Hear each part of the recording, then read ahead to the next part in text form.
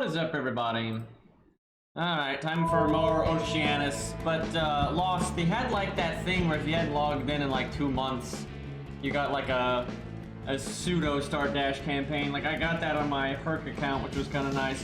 Hey, look at that, chat! We're just getting 20 golden apples, 60 SQ, and 20 summon tickets. Let's see if we can get some Alex copies, because I'd like to point out that when Cairo did the Demon God, he had NP5 Alex, and we have NP1, so it's not the best. Hey, look, another summon ticket and another apple. Alright, let's see what we get, boys. We could definitely use some help. Like that QP, FP good too. Those for Booty Lancer. Alright. We need good things. Work with me, game. Imagine if we got a second Booty Lancer. That'll be useful eventually. That's good. There we go. We've been looking for an art CE. That's what we needed. Okay, that's trash. Edgy coat though. Okay, we got Kid, Gil, Geronimo. We can use those. No Alex, unfortunately. We want to at least get NP2. I don't think the Demon God's doable with an NP1 Alex. Not at level 30 anyway. We got another Kid Gil, so, and another Robin Hood, which we can't use. Work with me, game. Oh, did we get Jewel Sword? Because that's good. Hey, there we go. That's something. It's not helpful in the, immediate, but, okay, really good. Yeah. Look at this guy. He's got a gun.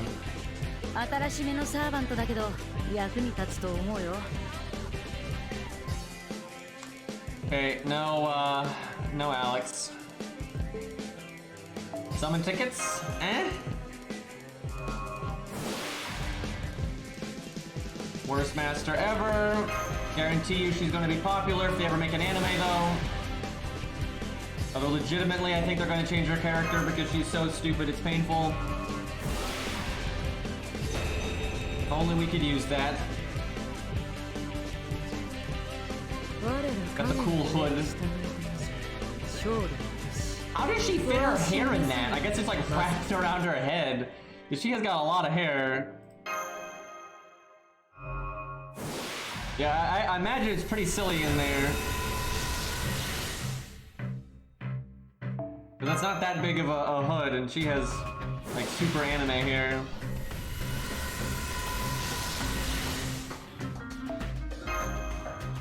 Yeah, there's ways to do it, but I'm not sure she would actually bother. Alright, game, come on. Just give me Alex. We need at least NP2. It's a big damage boost.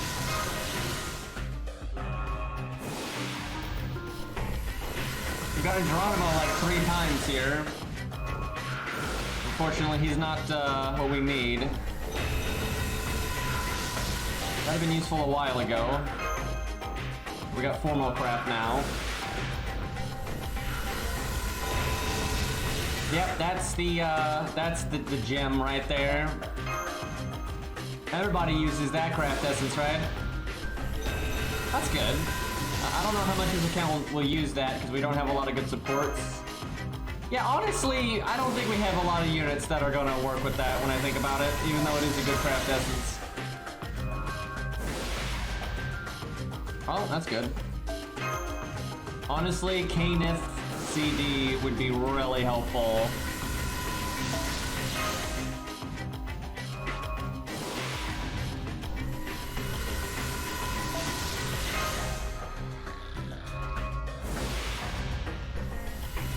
So far, none of this stuff is useful. More Geronimo, though. Don't worry, guys. I think we got NP5 Geronimo. That'll fuck up the Demon God, right?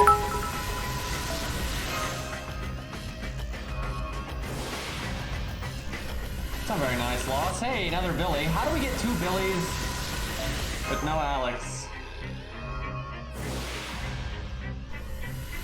We've gotten like so many 3 stars here multiple times. Not the ones we need. Let's even. Oh, we got multiple Avisi bronze. This is bullshit. Well, that's not good. At least we get mana prisms. Buy some foe items. Get Gil's NP4.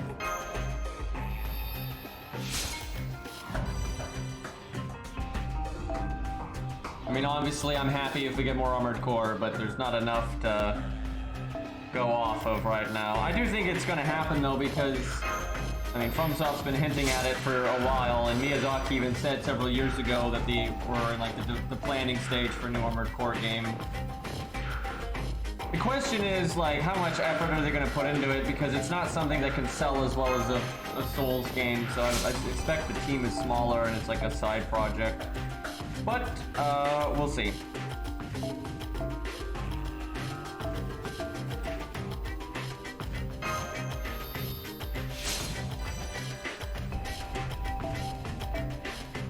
NP ranks on him are more HP, I think.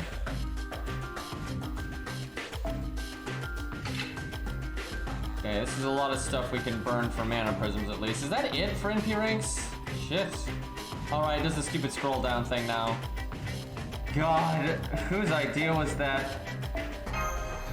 We really don't have luck, though, between this account and the Steno account with getting the 3 stars that we actually need for key fights at a good NP rank. Like, Geronimo's NP6, are you kidding me?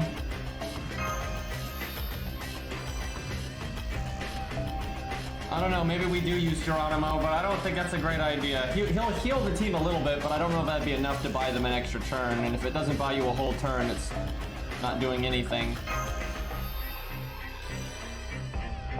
Yeah, I wonder how many coins he has now.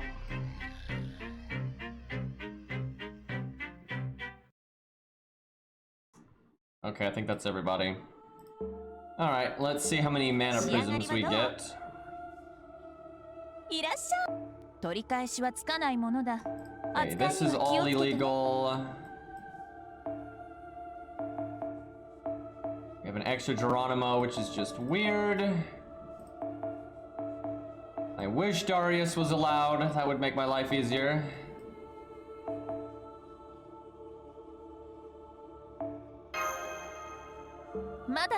Don't have a lot. Anything in here that's banned? I don't think so.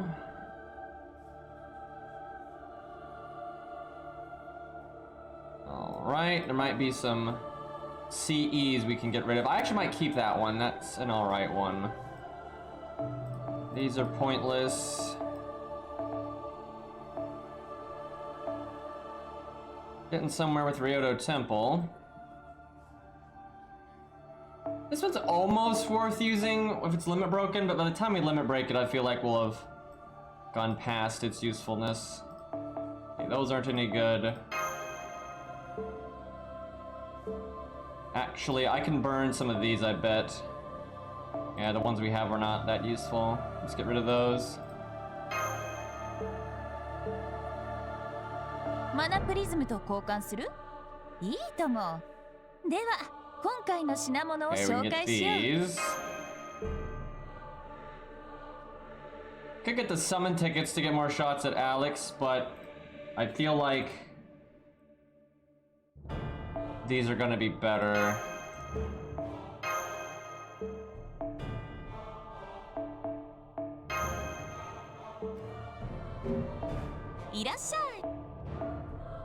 Alright. I guess we can ascend him even though we can't level him. That way he gets his second skill. It's worth something.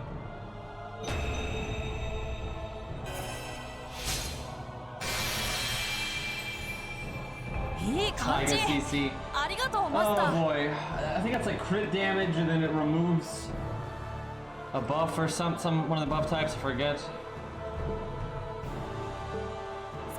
Alright, let's give him foe items. I think he's got some, yeah, a little bit. Boy, that's pretty far away from being max there. MP damage removing, yeah. That sounds right.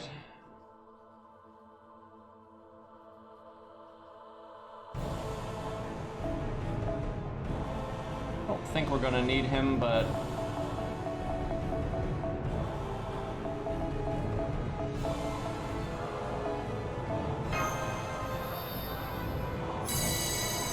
の年になって Oh man, level 23. I can't think of much else we can do right now that'll be useful. Maybe Hohenheim will be alright there. Yeah, I think we're in real trouble for the Demon God because Cairo barely beat it. He had to get really lucky, and he had NP5, and I have NP1. So like that damage difference is like gonna make up for like 2 or 3 turns of value, and I don't see how there's any way to get an extra 3 turns of value. So we'd have to, our best bet would try to change something on the team to make it better. It's like the only way. Let's see. This is gonna be archer stuff. Oh yeah, we can still roll FP in a minute. That's another chance. I think it's useful things. Alright, we'll do that. Oh, I should level our Billy, honestly. Billy's just so good, but we can probably wait for now. But yeah, Billy's like one of the better low stars available.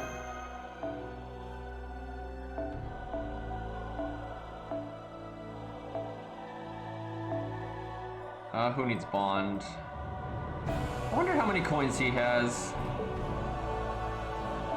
Might actually be able to get a passive somewhat soon.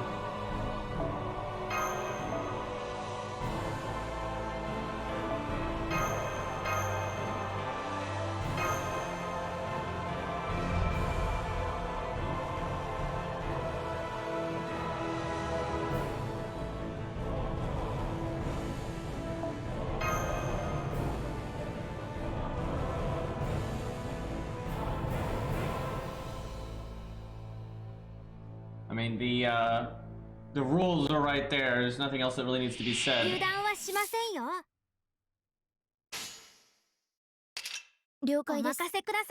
I doubt we need NP gain, but just in case.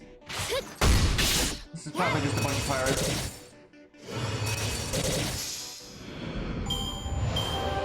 Good turn, very useful.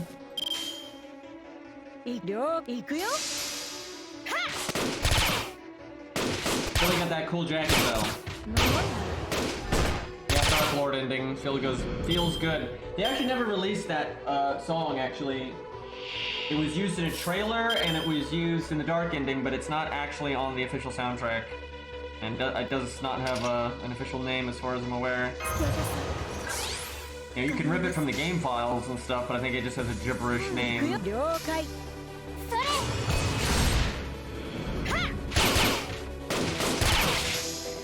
That happens a lot. There's a lot of games out there that will have a song that clearly a composer put some serious effort into, and then they don't release it with the soundtrack, they don't give it an official name, they don't like acknowledge its existence. It's like, what the hell? Okay, I could have just done Hector there. Necessary crit.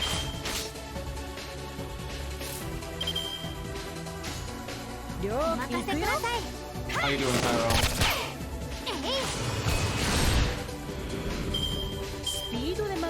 Pyro, I don't think this account can do the Demon God. The best thing I can think of is like summoning your Alex and using my Alex and getting outrageously lucky.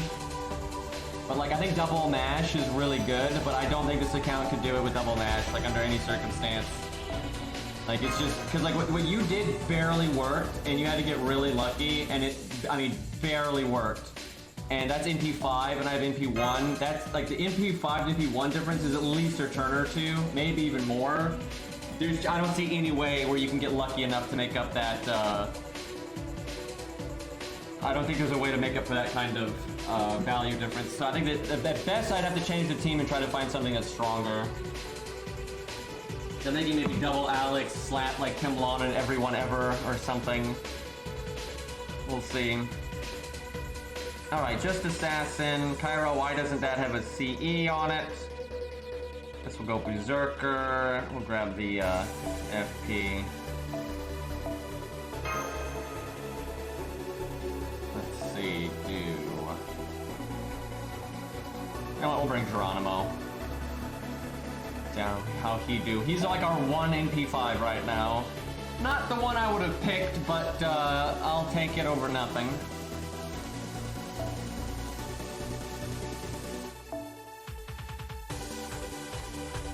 Let's see if we can get her NP. Actually, let's go for Geronimo's MP. There we go. Have her do damage.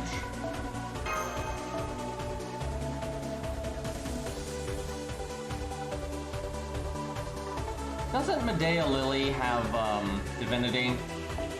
Not that that's particularly useful, like, to do the anti-divinity thing on her, but, it's so silly that regular Medea does not have Divinity.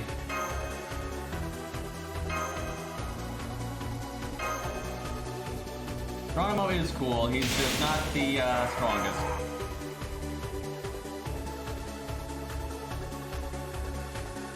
I don't know, he might be useful because of his heal, but I don't think his heal would buy you a turn. And if it doesn't buy you a turn, there's no way it's worth it. I'll look at his stats though when we get there. He might just have a good stat line. I don't think he'd be great though. Like, caster mod, when you're that pushed on damage, is not ideal. Okay, well, everyone's almost dead. That's a good start. I've underestimated this stage slightly.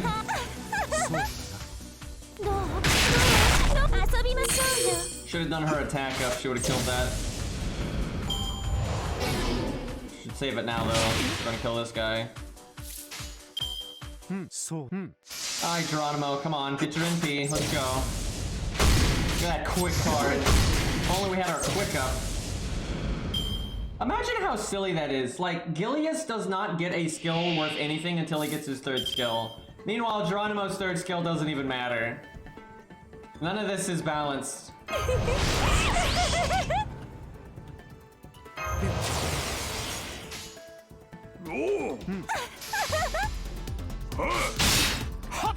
That could have been amazing. Wow, almost cleared it right there. No, game! Give me a Geronimo art card. There you go. Actually, he'll get it from the art chain alone, so we'll do it like that. Ghost.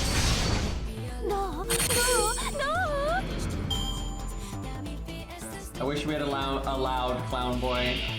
He's a little too good, but still. That would have been nice. Alright, this is a nice test for Geronimo's damage. Is this even remotely viable? Yeah, I know. Clown Boy is so much better than Geronimo. We would never use a lot of the units that we allow. That's what like people don't get. It's like we allow things like Billy because there's no... Like, archers had nothing. They had literally nothing, so they have to have something. And Billy is not ultimately that impactful, even though he's better than some of the other units. But he's necessary to allow archers to have any kind of variety. Or if you allow Clown Boy, now we're not going to use any of the other casters. It'd be Clown Boy and Shakespeare, and that's it. We would never use the other ones. Like, as is, we have to use most of what's available. Because we still have to use Kid Gil. Like, absolutely. But it's like, it's not like there are any bad archers. That's the thing. Like, there aren't bad archers, but we have to allow some archers.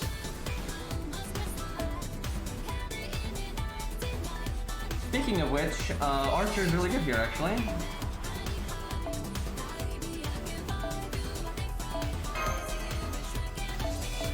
Whoops. Yeah, that's an Archer. You know, we can start with the Lancer, that's fine. What's the worst that could happen? Man, if only my Alex was higher NP rank, and maybe we got some bond, maybe we'd actually be able to get one of his passives somewhat soon, but NP1 feels bad.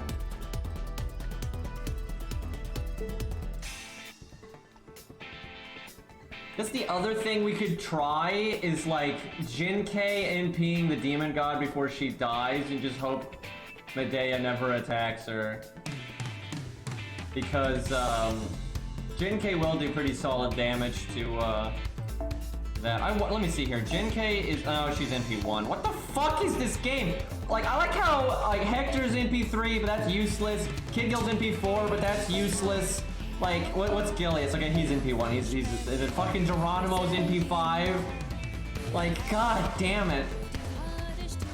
You know, I guess she might actually hit harder than Jin-Kei now. Let's see, she's 3.7 versus, 4.1 though. It's close. I literally have no good DPS options for the Demon God. Every single unit that's even remotely applicable is in P1. This is bad. Anyway, bond-wise, do any of these have bond Cs that we actually want, now that I think about it? Like, I've been thinking about it in terms of coins, and I wonder if there is somebody that, has a bond CE that could actually be useful to us. Not off the top of my head. Leonidas is okay, but he's way better off with a normal bond CE. Yeah, I don't think so, really. None of these, no, Shakespeare's isn't like Mozart's. I must say, if we had Mozart or something like that, that'd be worth it, but we don't have anything like that. So yeah, I don't think we need any bond CEs. I think we just want coins. Again, Anastasia will be a good one for that, and Billy. You know what, we'll work on Billy Bond, because he's probably gonna be our guy for Fluffy. So by the time we get to Fluffy, he needs to be as strong as possible. Wow, you already have 100 billion Alex coins. That's ridiculous. We got like 100 Geronimo coins, probably. That'll get him.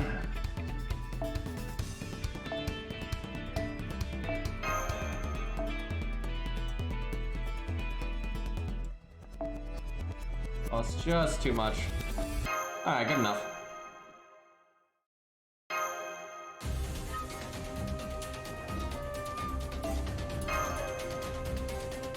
Yeah, the CE like that's only good if it's on a support, and Salem's a DPS, so it's not good.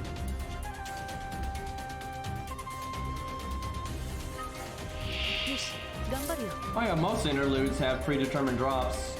That's pretty much all of them, really.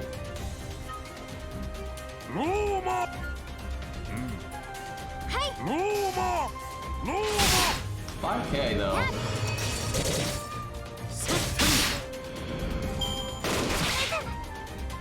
Ooh, these pirates, dude.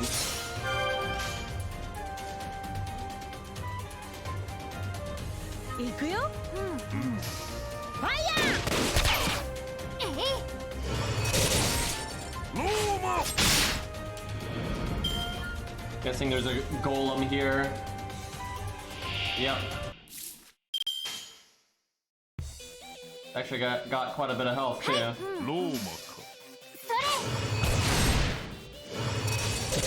Yeah, Okeanos is definitely a step up in difficulty, but until near the end, I kind of feel like our level up's kind of overpaced it a wee bit. We got a Demon God and Hector and stuff. I think it's definitely a step up. Okay.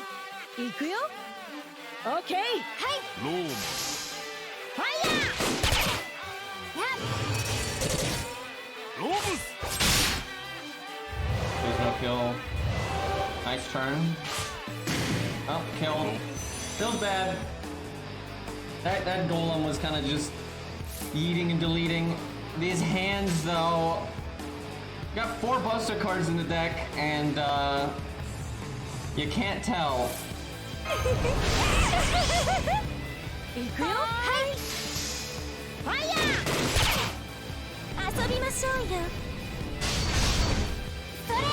What? Oh my god, I was trying to hit the saber there. I can't believe it didn't kill. Okay. Okay, now they got it. What a terrible wave.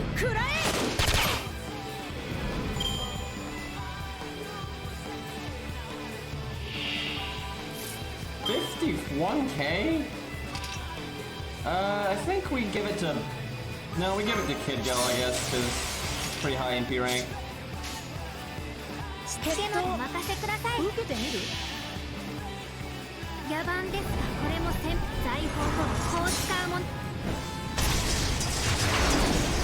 got the back one. Can Billy do 29? Well, he only needs to do like 24 or something. That was plenty. 44K? Damn! Why can't the Demon God be weak to night classes? Like, Jesus. Way easier. Yep, he's getting grailed. He's getting grailed. He's getting grailed, 2K foed, all that stuff. He's like our only chance. Saber is good here. I don't know, I feel like these CEs could be better. Let's see. If we bring that, case of emergency.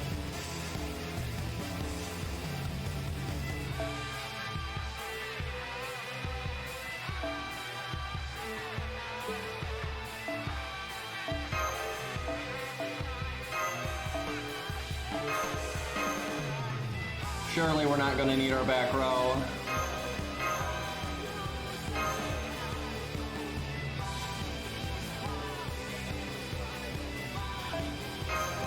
I think this is where Asterios dies.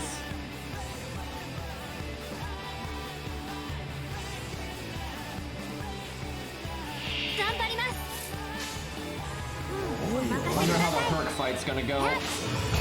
Fight him like 4 times. Guys, don't play music.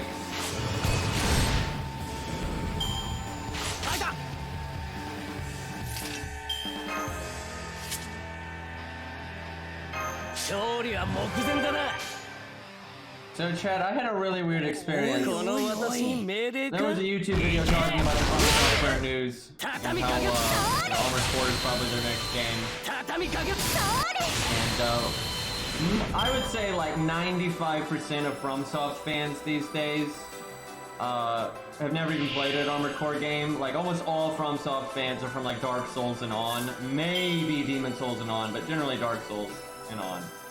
So Armored Core to them is like this weird thing from the past that they don't really know a whole lot about. I didn't realize we were fighting Hector right now, by the way, so that's the thing. Anyway, so I was just like, you know, I love Dark Souls, but Armored Core is my favorite thing from FromSoftware, so, you know, I hope this news is true, and it's pretty exciting. And then I got a reply, like, immediately, first reply, just saying, I don't believe you. Like, what do you mean you don't believe me? Like, yeah, I'm lying that I like Armored Core more than Dark Souls? Like, what? Why would anyone lie about that? Like, that's so fucking random. Yeah, most FromSoft fans got in, you know, they became FromSoft fans when FromSoft got, like, way more mainstream appeal with, like, Dark Souls and everything. So most people don't keep up with Armored Core. But I was, you know, into Armored Core before Souls even existed, and I've always liked it the most, so. Hey, Triquato, what's up? Alright, let me think. I really wish I had realized this was the Hector fight, because boy did we not bring a good setup for this. What is the play here? Oi, though. Metal Wolf Chaos is kind of a catastrophe, but that makes it great.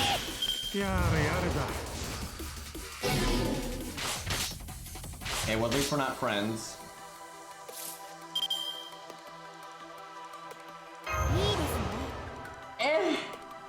It could have worked.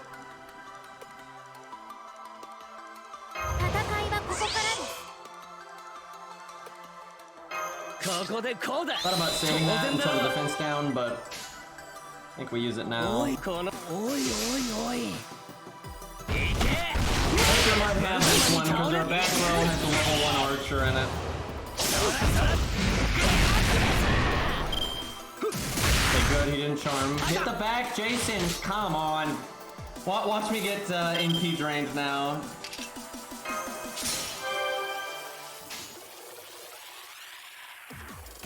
We still have to hit the back, Jason. He's not gonna. I want to NP before I lose charisma. So he's gotta get hit here or he'll won't be able to NP in time. Oh my god, just one hit. No, not that. No. Okay, leave. Fucking Christ. And then you guys double heal. Well, there goes my charisma.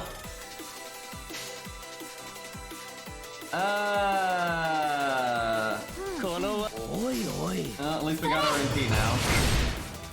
That did not go well, and now middle Jason's not even close to NPing. think you got drained first. Oh, now you hit him.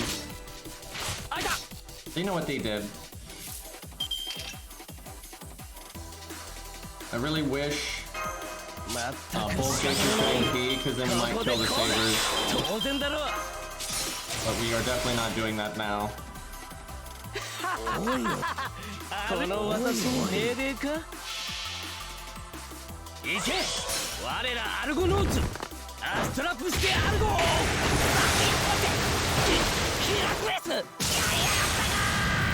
Actually was pretty decent damage. Surprised that killed the side guys. I'll take it. Alright, now we're gonna have double defense down.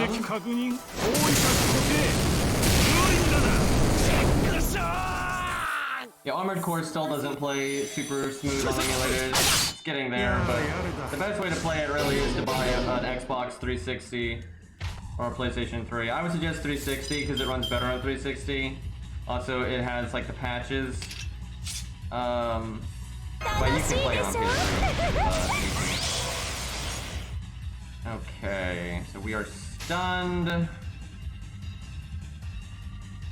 We'll do the Brave Chain. I thought about doing her a backup because it really does make her hit hard, but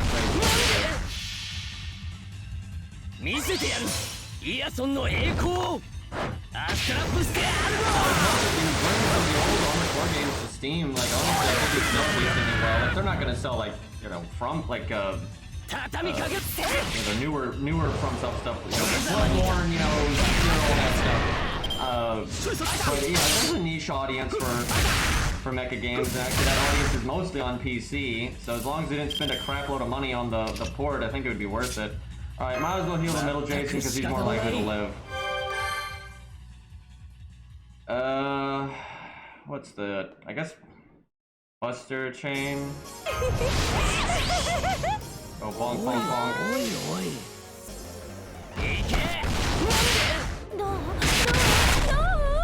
Yeah, really, I think like Armored Core 4 and 4 Answer would sell pretty well on PC as long as they got remotely decent ports.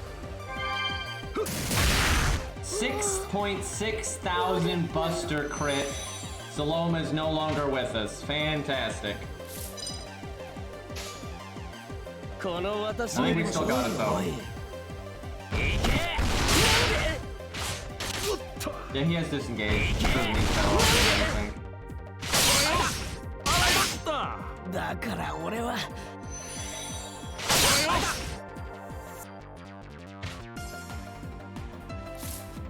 Yeah, Billy wasn't exactly a good pick here, but I think we could still clean up. Yeah, he's got the big Buster up CE, so this should actually be a decent damage.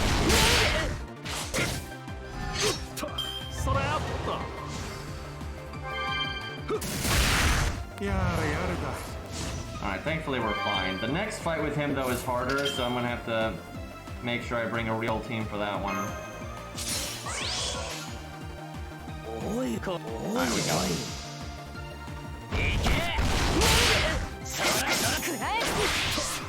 We got bad luck with our MPs getting drained, but we got good luck with anyone that got stunned. Never really had that many cards in the attack wheel, so it never really got us too messed up.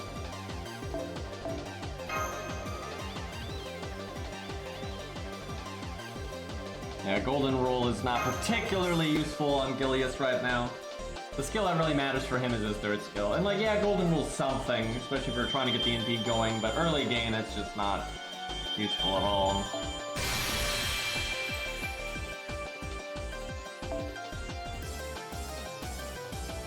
I'm assuming this is just pirates. Give me that FP. Okay, Archer is good here. Okay, you know what? Let's go level Billy. I'm sorry, William Tell, but Billy is just so much better than you. Yup. And it's kind of sad because Billy's not that great of a 3-star, honestly. Like, he's solid, but he's so far away from like Ushi or Ku, David, right? He's not even close to those units. But even he is way better than William Tell. William Tell is he's just not that good to me. That's just the sad truth of it. It's like, yeah, he's got like a solid, you know, stat line and But like enemies that spam evade are not that common, and even if they do, you have other archers that have sure hit. So you need it. Basically, when William Tell is good is when the boss is very debuff heavy, and their debuffs you actually care about stopping. And then they have evade, like a lot of evade stuff. They need both of those things, and they need to be a saber, right? The boss needs to be a saber, debuff spammy, and have a lot of evade. Right, if those three things are all present, then William Tell is a pretty good budget option. But that's honestly not common. Like what I just listed is pretty niche. Like that's not something you're gonna be dealing with too much.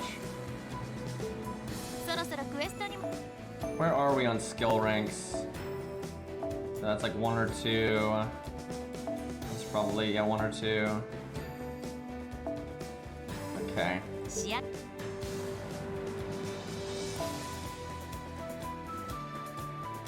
Well, Billy's already in the game. It's nice.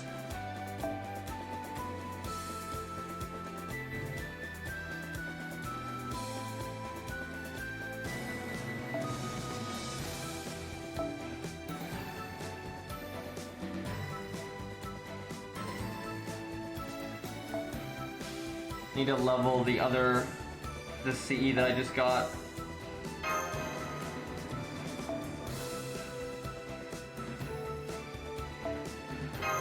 I'm gonna do that now so I don't forget. Those early stats can be pretty helpful.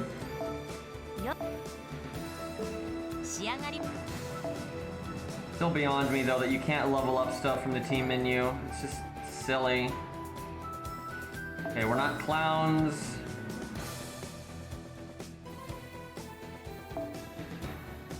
We actually need jeweled sword.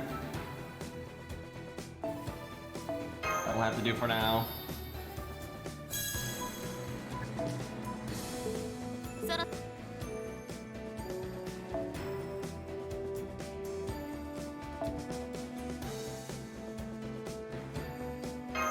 I will say though, Kid Gill's stat line really is good early game. Gets very high attack very soon. It kind of comes back to bite him in the ass though. His total HP by the end of the day is quite bad, and then he's no defense up, guts, evade, any of that, so he dies very easily.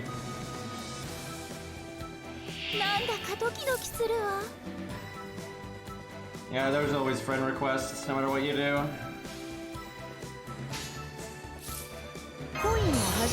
One day, Billy, one day.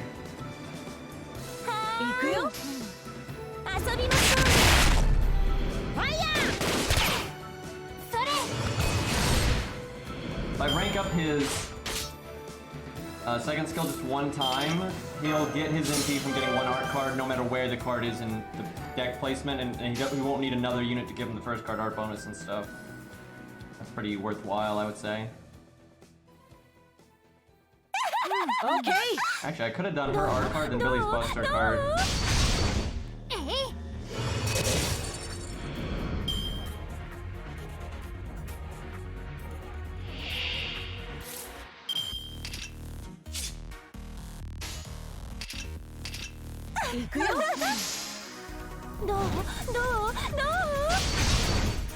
Carlo, how much FP do you think you've generated with that FPCE?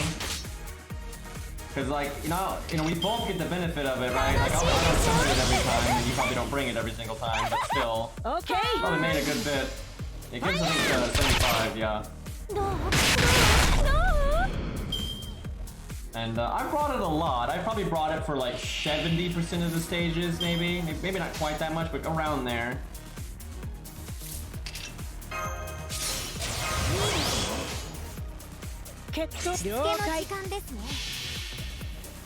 And yeah, you got it yourself. See, it's been good. It's a shame it doesn't stack, because if it stacked, I would get it too, and then you'd really be rolling, but it doesn't allow that.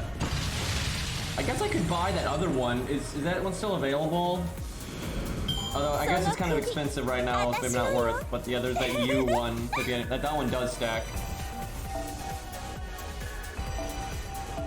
Yeah, the MASH one just doesn't stack with itself. It does stack with other FPCEs. Yeah, I got the second to last one, so we did some 10 rolls at the start of the stream. Got like a 60 SQ or whatever. And I got the other big one tomorrow. But we got Geronimo a bunch, VC brought a bunch, Robin a bunch. But we did the tickets too. But yeah, we got so many 3 stars, but most of them we couldn't use, or they were like night classes that aren't going to be helpful anytime soon. That didn't really work out. Actually, we didn't get a single thing that was useful for the end of this.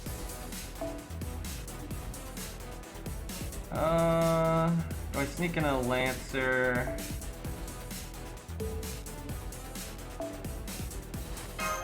Something that would actually help is leveling up the Mystic Code. A bit more attack up could help offset how weak Alex is. Really though, I think Alex has just got to be NP2 at least. I think I can make up for it if he's NP2, but NP1 is just, he's not going to do anything. I might have to use an assassin and get really lucky. I think Medea literally only gets 1 action per turn though, and she does buff a decent amount. And ultimately, Rider, Assassin, it doesn't even matter. They're gonna die to the AoE stuff pretty quick. So I might just have to use Assassins at the beginning and then clean up with the Rider. And then just hope the Assassins get really lucky and can throw out enough damage. I feel like Alex is a lost cause. Maybe though Alex comes in to buff the assassin, and then maybe he's able to stay on the field and clean up some. I don't know. It might be a pipe dream. He died pretty quick.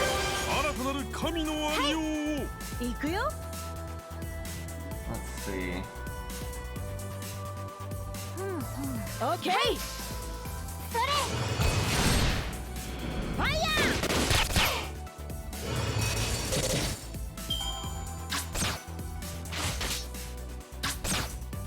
Oh yeah, this account is yikes. That is kind of the point though. Maybe a little more yikes than we had intended, but we'll deal with it. I think London is going to be a bitch because we're level 40 to 45 in London, and that's crazy.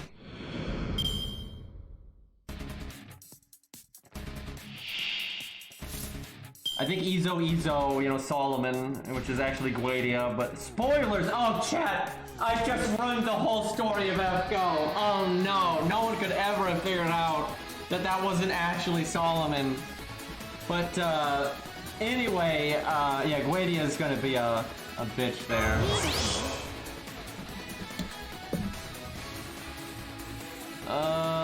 What do I do here? That. How could you? Ban for spoilers. Get him off Twitch!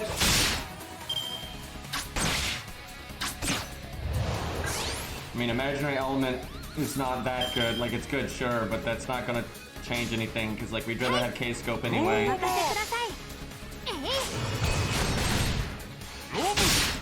Like, sure, having, you know, more starting NPCs in the pool, the better. But, you know, we've already gotten some starting NPCs, so that's not really that relevant. Like, if we happen to not get those starting NPCs, and we got that instead, you know, like, that's, yay, I'm good safety net. But, it's not that, like, it doesn't matter which one you get, really. I mean, Imaginary Element is better than the new one, actually, for some units, but, on this account, because the most supports are banned, that's not true very often. I think the only unit that Imaginary Element is better for on this account is Leonidas. Like, it's definitely better for him. But that's like the only unit. But the thing is, ultimately, the difference between Imaginary Element and the Ilya one is so minor, it doesn't matter. It literally doesn't matter. What matters is just hitting them. And then you want to get the limit broken. And that's why I was talking about, so many people are like, oh, it's fine that they removed Imaginary Element because the Ilya one's better. First off, it's not better. Second of all, that's stupid because a lot of people were like 1 away from limit breaking Imaginary Element. And then when they get an Ilya one, they can't fuse that with Imaginary Element and have a limit broken one. They have to start over. That's ridiculous, right? Like, there's no reason to remove that CE from the gacha. That was such a stupid thing for them to do. But for a new account, you know, it's basically the same as if they only had Imaginary Element, or they only had the Ilya one. You know, just one's in the gacha, and if you're a new account, you don't have leftovers from the past, so. Either way, it's like what you want is K-Scope, or Cope Scope. Like, honestly, Cope Scope is still better than the new Imaginary Element. Even though Cope Scope for a lot of units. Again, Leonidas is probably the only thing on this account that wants Cope Scope. Let me think, is there anything else on this account that would want Cope Scope? instead of K-Scope. Maybe Shakespeare, but I don't think we'd give him a CE like that. Okay, Mash. Yeah, no, that's true. Yeah, Mash. There's a lot of times you want her to tank, and you wanted to get that MP. Yeah, that's true. I don't think Boudica, to be honest. I mean, sometimes, but Boudica's like depends on what's going on. Like, but yeah, but maybe Boudica, Boudica, Mash, Leonidas, definitely Leonidas, and maybe Shakespeare, but I doubt Shakespeare's going to use either one of them, to be honest. Like, I think he's better off with other things normally. But no joke, people really do underestimate health craft essences sometimes. Like, there are uses for them that can be very good, and there's just a lot of units out there that don't need attack stat. Like, they don't need it at all. So if they get an extra 2,000, 3,000 health, it might buy them a turn, and one turn can make a huge difference in some hard boss fights. Like Waver. What the hell is Waver gonna do with attack stat? You know, they don't start the DPS Waver memes. Although, no joke, DPS Waver is better than some of the other casters out there, as sad as that is.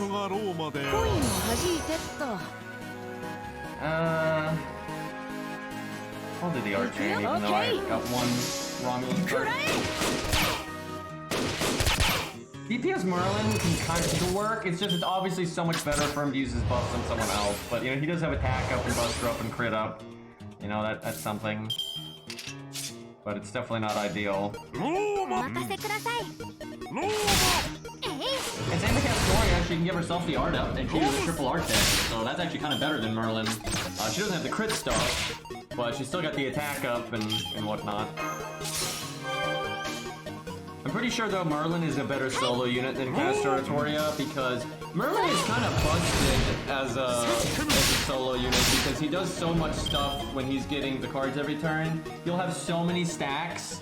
Like, Merlin will have so many stacks of his NP buff.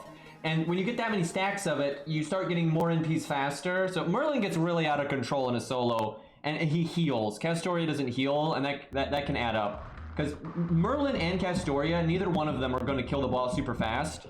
Like, they're just neither one of them are going to go that fast. And so they need to be able to have sustain, and because Merlin has healing and Castoria doesn't, Merlin will just get ahead of her because of that. Also, he crits on his own, where she won't. So yeah, Merlin is definitely better solo. Unless the boss has like some Pierce and Vulnerability shenanigans you need to deal with. Do I just Kid Gill NP this? I mean, they don't have that much health. Okay. Alright, Kid Gill, show off that like almost 5,000 attack or whatever. There you go.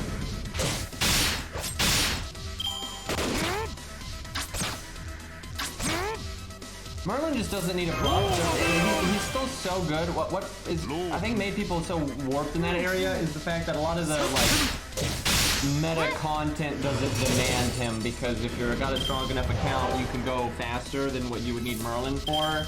But Merlin's not aimed at that, and that's fine. Not every unit needs to be aimed at the I'm a giant whale and I have every support in the game and I'm trying to, you know, kill everything in 3 turns. That's stupid.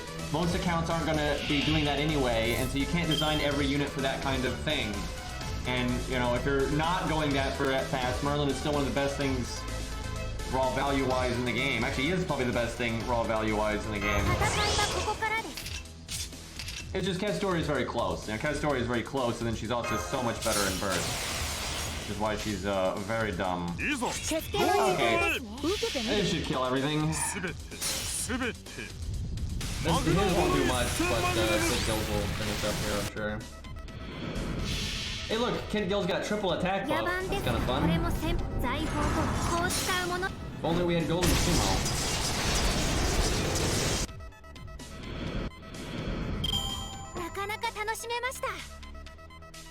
You know, chat, there's probably some of you all in my chat right now that have been suffering for ages not having Golden Sumo, and you maybe got some units that you really wanted on. You like Rider Kentoki, and you're like, man, I really want Rider Kentoki, and you've been waiting and waiting and waiting. And you know, whenever they finally do like the Liz event, where, you know, they collaged all the Liz welfares and CEs and stuff, when they finally do that, I'm gonna have some dumb ult account that I just started that's just gonna like come walking in casually and just like, oh, don't mind if I do, and just takes a Golden Sumo and like I deserve it, right? And just go on about my business. Meanwhile, some of y'all been waiting for, ungodly amount of time. But hey, at least I got it on my main and my ult and all that, and my NA account, so, I'm not sweating it. Easy street over here, chat. Bullying chat, yeah, a little bit. Archers are still good here. Could put in a rider. Let's see. You just do Black Bart for the team cost. Oh, Alex needs the coins, but do I have the team cost? I can just cut this. There we go. Oh boy, Alex is not ready.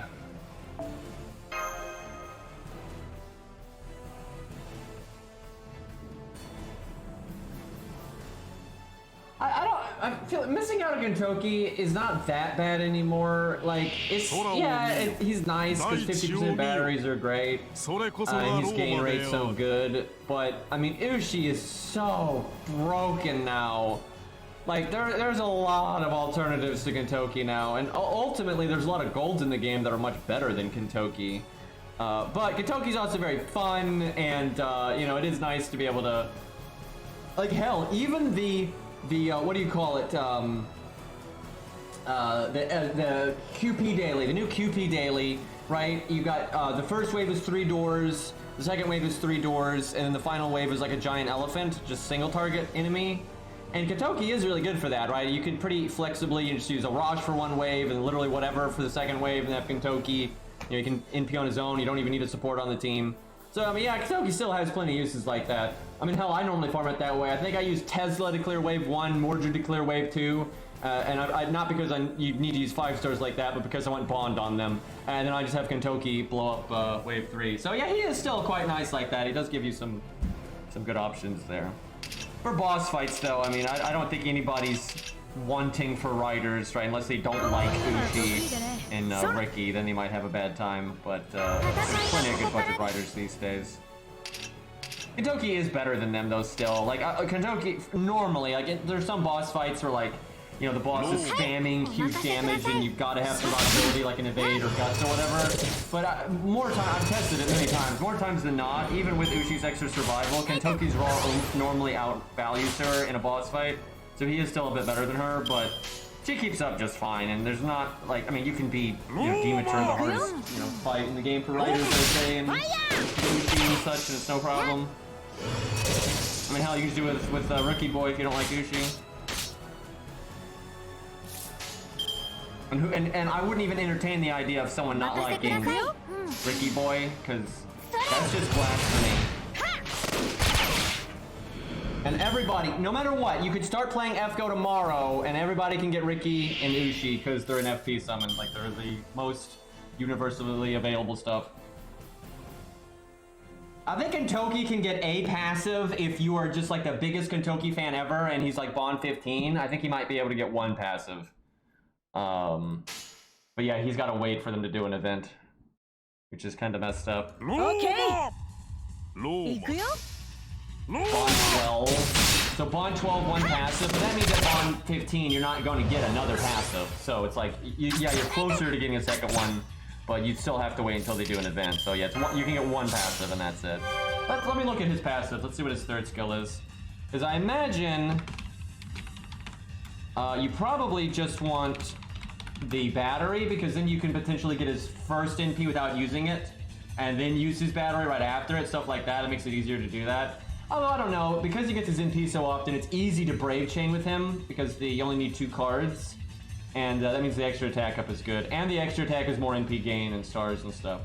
Okay, his 3rd, oh my god, his 3rd passive is Anti-Berserker. Why did they do this? What is wrong with them? Why do they look at all the best, stupid fucking budget units, and they're like, okay, give all of those Anti-Berserker, and all those other units that, like, need help to be, like, more viable budget units? Give them, like, Anti-Caster or Assassin or something stupid no one's gonna use. I swear, they had, like, a board meeting, right? And they're just like, yeah, all those units, like Dearman and stuff, just give them something stupid so people, people don't use them. Just, no. But David, yeah, Anti-Berserker for that guy, right? Like, what the fuck? like Ku's anti-berserker, David's anti-berserker, Kentucky's anti-berserker for some fucking reason. What did they give Ushi though? Let's see what Ushi got. I doubt she got berserker because surely she's not that lucky. She got Lancer. Okay, that's useless as fuck on a rider. So Kentucky definitely getting the edge there. I mean, he already has the edge a little bit, but it is close. So, but yeah, you can potentially have all three passives on Ushi right now, where you could only have one on Kentucky. Man, I wonder if there's any big Kentucky fans out there that have had to make this decision, because that's actually tough. I don't know what I would pick, because all three of his passives are really good. Like, normally, if you're not going to do solo stuff, the extra attack's not that good. But Kentucky gets Brave Chains pretty often, because again, if he gets his NP often, you only need 2 cards. So the extra attack will come up a decent amount, and that's a nice bit of extra burst damage to help punch through bars and get refund. But the extra battery means you can much easier get your first NP, save your second skill, then use it right after, right? That's awesome. And then anti-berserker's huge. You just melt a berserker. So all three of those are actually quite nice. So I don't know what I'd pick. That's tough. Thankfully, by the time I have to deal with that, it'll probably have an event, so I can just get all of them and I won't have to worry about it. Yeah, I assume they're implying that Goliath is a berserker. I overwhelmingly think that's what they're doing with that. And hey, maybe we actually, do they go add Goliath someday? Because I think they should. I mean, they've hinted at him a lot. You know, and that's the whole reason David's got like the skills that he's got on his NP now. So I think it'd be pretty cool if they finally added like some big, you know, bad, nasty berserker, you know, like Darius sized dude, and yeah, that'd be cool. And you could have like a whole showdown thing. Like, that'd be great. I'd be totally down for that. That'd be interesting if they gave David another version. He's certainly prominent enough to do it, but I don't know if he's popular enough that they'd want to do it. Hard to say. You never know, though. I mean, they did Super Romulus. Although they had always said, like, they've been saying for a while that they knew they kind of did Romulus dirty. Like, they said that in interviews. And, so that one was kind of like them trying to fix that. Where I don't think anyone feels like they did David dirty, just because he's such a good 3-star. Like, yeah, he's a 3-star, but he's so good, it's kind of nutty. Oh, I forgot you fought her. That's right, you fight her, and then you fight, her with Hercules. Well, not the best start here. I'm glad I brought a rider, but I'm not sure it's gonna be enough. We might actually, be in for a bad time here.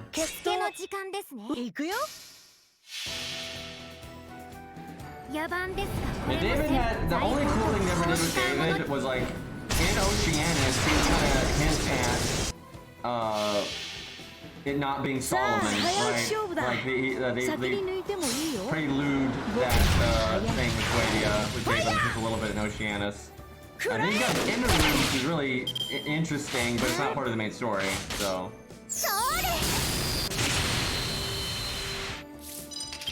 Let's see here. What can I do? I guess I'll throw out this crit just to get a 50%. Something like that.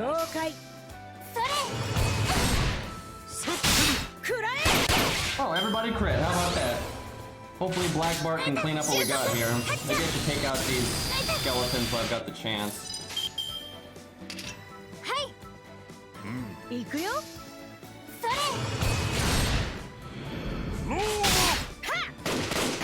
She should only have 2 actions per turn anyway. Okay, tree time. Could have given Billy NP gain, like first card art bonus, use his art card, third after the NP. But I figure we'll take damage here.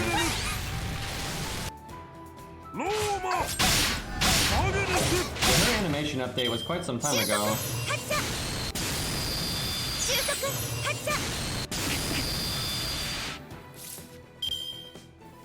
You know, I'll evade Billy. It's worth. He does enough damage.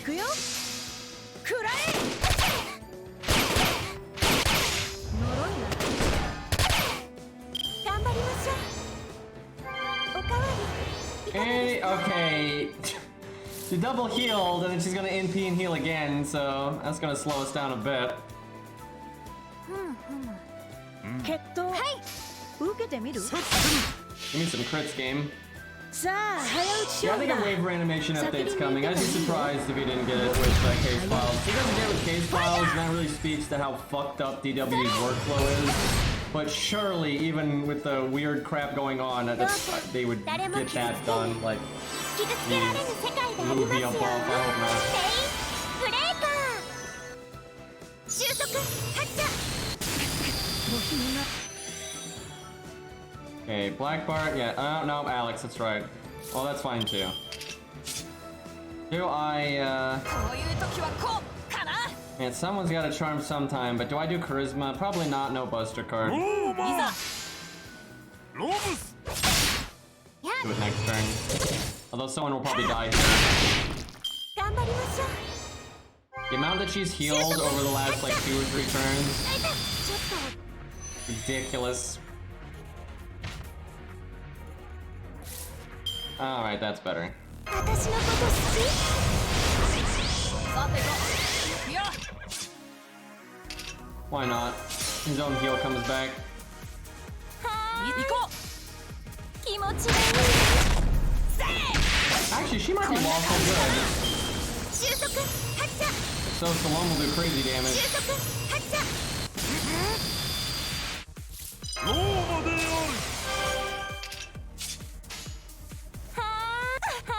Alright, she's dead.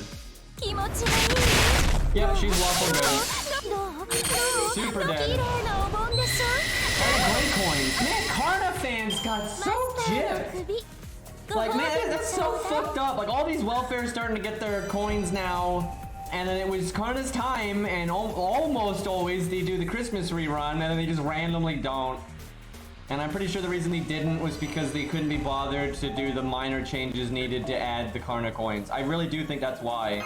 Like, there was easily time in December to fit in the rerun. There was a lot of dead time there. I just think they couldn't be bothered to do like the twinks that they do to make a rerun versus an original, plus add in the Karna coins and like the shop adjustments and stuff. So yeah, it's really lame. Like, I guess what they're probably gonna do, because I'm sure they realized that was lame. I'm sure they know people aren't happy that they skipped over Karna like that, and they've known this whole time that people weren't happy they skipped over Quets. So I bet you they're probably gonna do something next Christmas where they give you ways to get like all of the past Santas or something, like even KFC Artoria. I bet they'll put in there. I could totally see them doing that. By the way, those like collage events like they did for Liz, those need to be main interludes 1,000,000%. The whole point of them is to kind of catch everyone up and that kind of thing. Those absolutely need to be main interludes. That way anyone that gets into the game can kind of get a sneak peek of what all these Halloween events from the past were like and stuff, and then get those welfares and everything. That would make people pretty happy, I feel. Blue envisioning dinner, I see. Alright, this is probably Herc and Medea Lily. And then it's probably just some Archer trash mobs beforehand. Let's see. Double Alex NP sounds pretty good if we can set that up properly. I wonder if I could... Oh man, I wonder if I could get all 3 of them to NP at the same time. That would be hard to have the battery for that. That is unlikely. They're never gonna let you do a lottery in a main interlude. They'll cut the lottery out because they already did that. They already the Reshigal one. They already main interlude that one, but they cut the lottery because they are not kind. Okay, that'll slow down Herc hopefully. Did I level Outrage? I did not. Shame that it gives attack stat, not particularly useful for how we're going to use it, but oh well. Here, there's our emergency button. We're obviously going to focus Herc down first. That's alright. I don't know if he'll actually get his NP though with the CEs I have available. Okay, I could give that to Black Bart actually. Alright, we'll just have him go pew pew.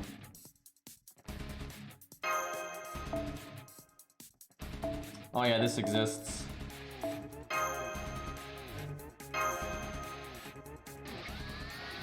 Man, Blackbart's stats are a little bit behind there.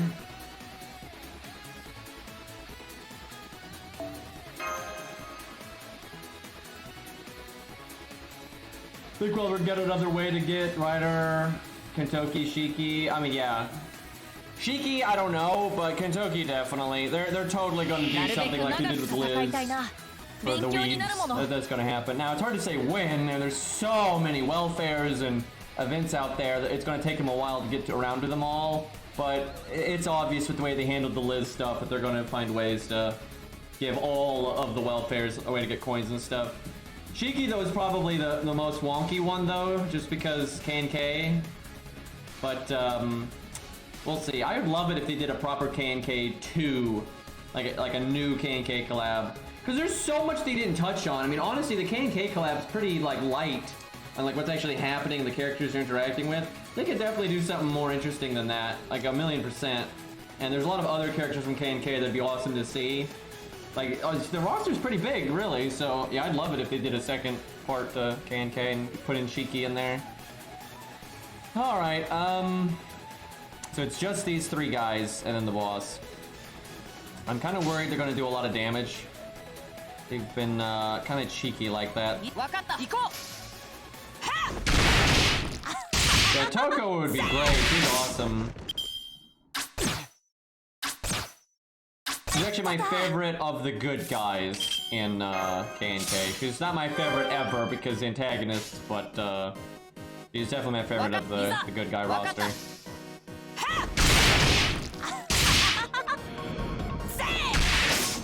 Okay, getting pretty far along with the NP there. Can you guys not just murder my team, please? There's the art cards. Okay, the two Alexes get it by just being part of the chain, so we'll put Blackbart last. Come on, guys. We gotta kill this guy. That's not killing him. Please crit, you son of a bitch. This is bad. Someone might die now. Come on. Look, we can all 3 NP and all buff each other. What do I do here? And this is such a bad hand. This is such a bad hand. You know what I could have done is I could have charisma because the last 3 turns. That would have let us kill this guy last turn. I don't think I can charm these guys. Yeah, they are undead. Just get lucky, forehead. So the back Alex might be able to phase tank it. The middle Alex has evade, so it's Blackbart that's at the most risk here. Of course! Of course! Of course!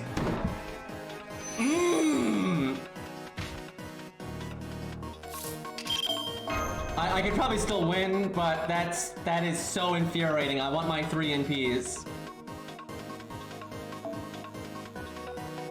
That stupid skeleton doesn't even have a brain. Fucking Tristan's back there giving it instructions. So yeah, shoot that one. Stream sniping.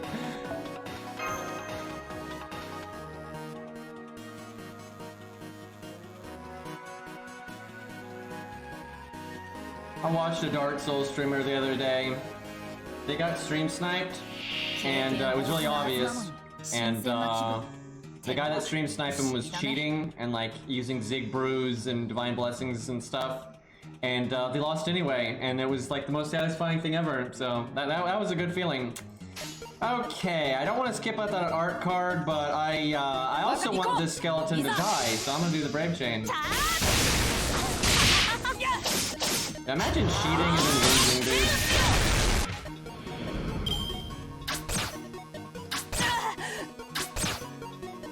Alright. Question is, when do we do Charisma?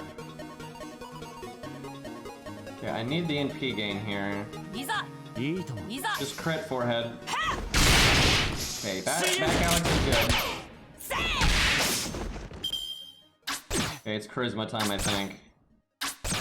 So much damage. Basically, we have to kill these in 2 turns, and then also get our NPs. Okay, so only support Alex needs NP gain.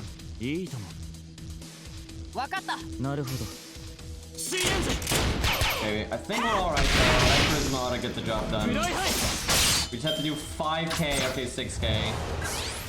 Give me Buster cards. Shit! That is not Buster cards. Well, how does that even happen, dude? Now our charisma wears off too. This is dumb.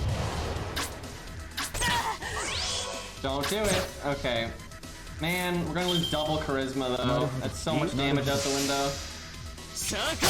Whoa! Just deal with it. Okay, Blackheart does defense down, so that's good. So support Alex does way more damage than regular Alex because it's MP1 versus MP5. So we'll give him the extra buff. Okay, he does not have his mental debuff resistance yet. Not that it matters.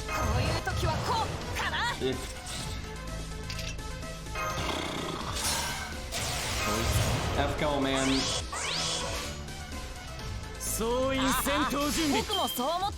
Let's see the damage difference between these units.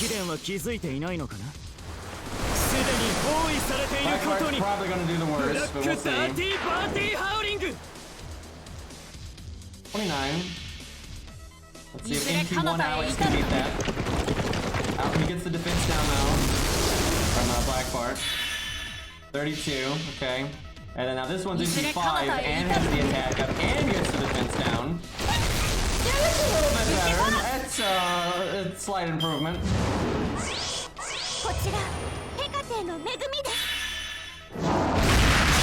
Okay, bye Alex. You did your best.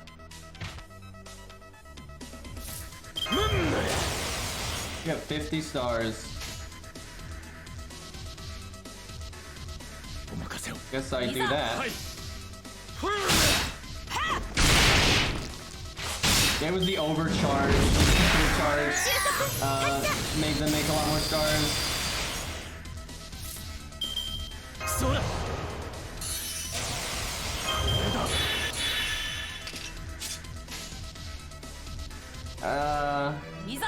That should be the best we got.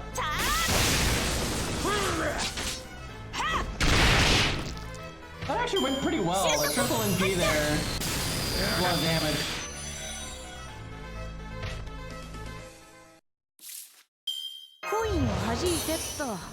Kind of low on gas now, but she's not too dangerous on her own. Imagine this music playing for Medea Lily. Like Medea Lily in a swashbuckling adventure, and this is the music that's playing. Like, what the hell?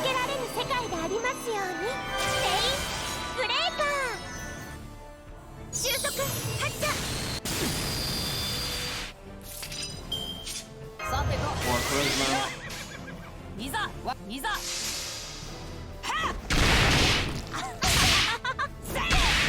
Did he just headbutt? Did he just headbutt Medea Lily?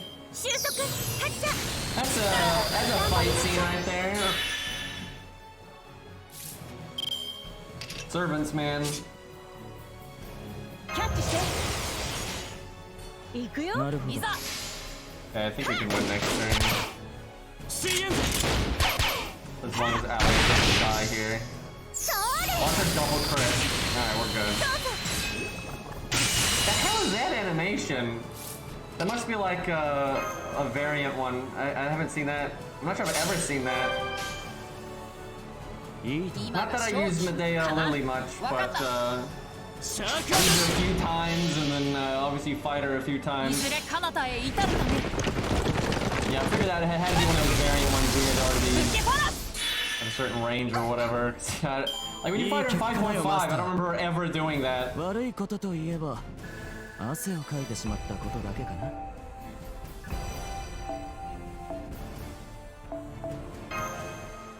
Okay, we have many more fights with Hercules. Yeah, this is where Asterios dies, I think. Feels bad. Goes down with the ship.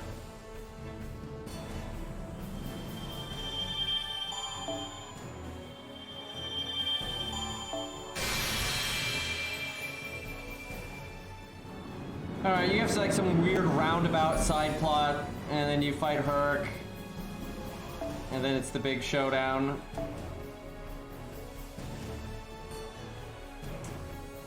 I feel like Berserkers might be the way to go here.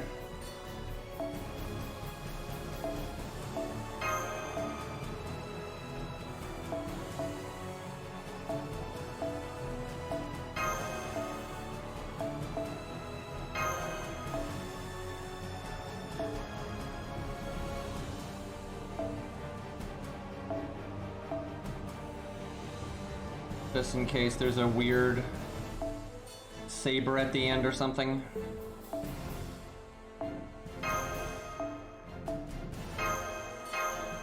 Look at Geronimo having higher stats than Anastasia right now. He's slightly higher level and got a better CE, but I think his growth curve is actually decent at the start, where hers is kind of meh.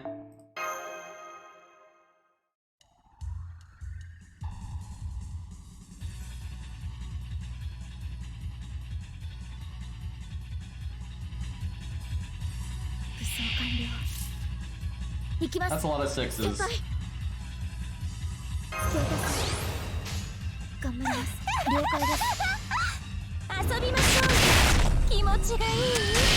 Alright, Mash.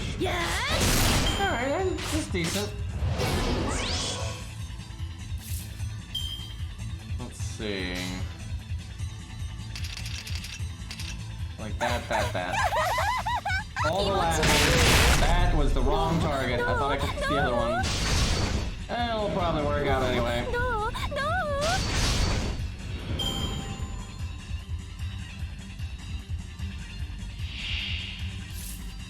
Wait, this is it? It's kind of weird. Fire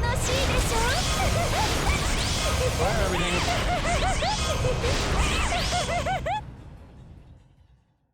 You know what? Let's see if we can just kill it right now. Get this shit out of here. Where's 666? Oh, B666 get one of these days. Prototype stuff.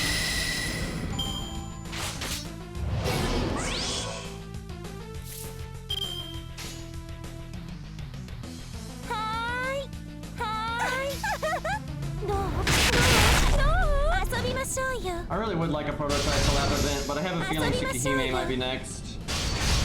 I don't know, maybe Nasu won't have time and they'll just do something else.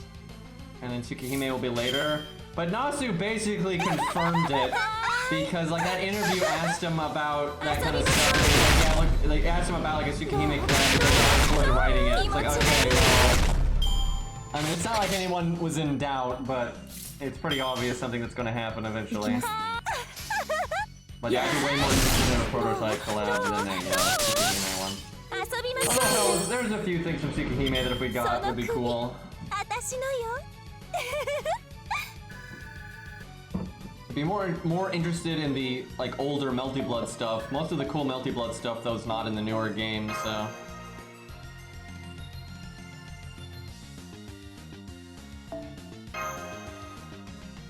FGO x FGO. I mean, they'll do it. They did it once before. They'll find a way. You know, arcade or something. I bet you Arcade though doesn't want to do that because they want to. You know, Sega wants to keep their stuff exclusive for as long as possible, because it's like a big selling point to get people to try their game in the first place.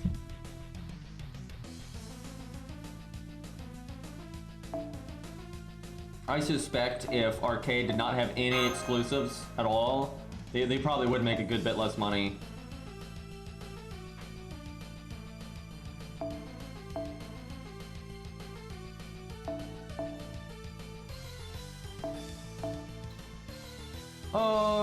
I don't think we're gonna need any cleanup here, but you never know.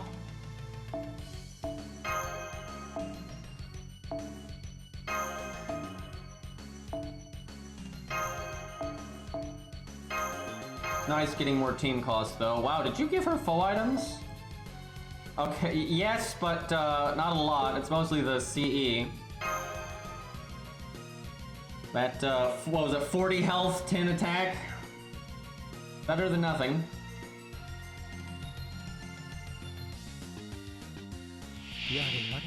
I'm not gonna lie, with a game like Arcade, it doesn't matter if all the streamers quit or not, because there's always a million new streamers willing to take their place. Same thing for me, if I quit making FGO content, that's not gonna affect a damn thing. There's like a billion people willing to fill the void. So, yeah, it's a pretty niche market.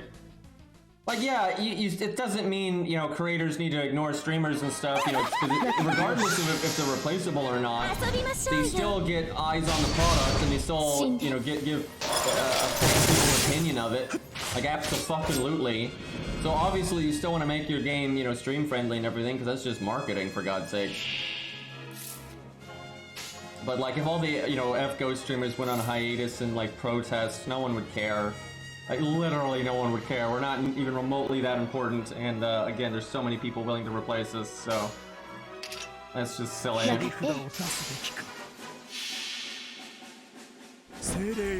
ways to stream arcade games. Some arcade owners, because you gotta understand, the arcade owners are not Sega. You know, they're different, you know, companies that run each arcade. And some of them just let you, you know, hook up a streaming device to the cabinet. Like, does someone just let you do that? Also, you can, you know, do a camcorder and that kind of stuff. But yeah, it's what you'll do is, if you're a streamer for arcade, is you look around until you find an arcade owner that's cool with you hooking up your stuff to the cabinet. And if they're not cool with it, you just go somewhere else until you find one, and then you always go to that one. And yeah, honestly, if I was an arcade owner, as long as they weren't like holding up, you know, as long as you have enough machines to go around and stuff, I wouldn't care. You know, it's more publicity and everything, so I don't care.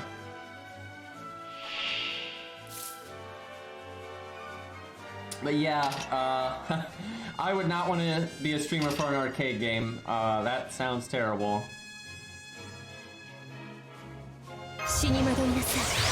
Some streamers though, and this isn't for arcade, this is just streaming in general.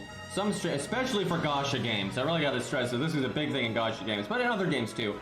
Some people, they don't stream to make money or any of that. They sometimes have, like, they come from rich families, or they have a well-paying job, or, you know, whatever, and they just do it as like a hobby, or they do it for the fame, or you know, whatever reason. It's not always about, you know, paying the bills. But yeah, that would be very stressful, streaming an arcade game.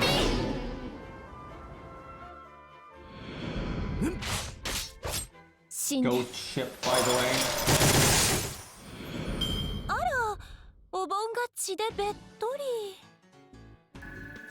Let's see, what level are we in Camelot? I think we're 60, so yeah, she could have a second skill by then.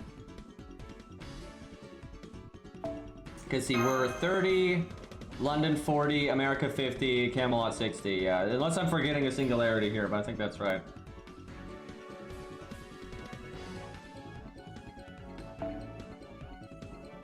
I mean, really, when it comes to like toxicity, that's up for the community to manage, right? Like, if you've got like a community meeting in arcades to play and things like that, that's up to them and the arcade owners. That's not up to Sega. That's ridiculous. Like, how would they even police that kind of thing, for crying out loud?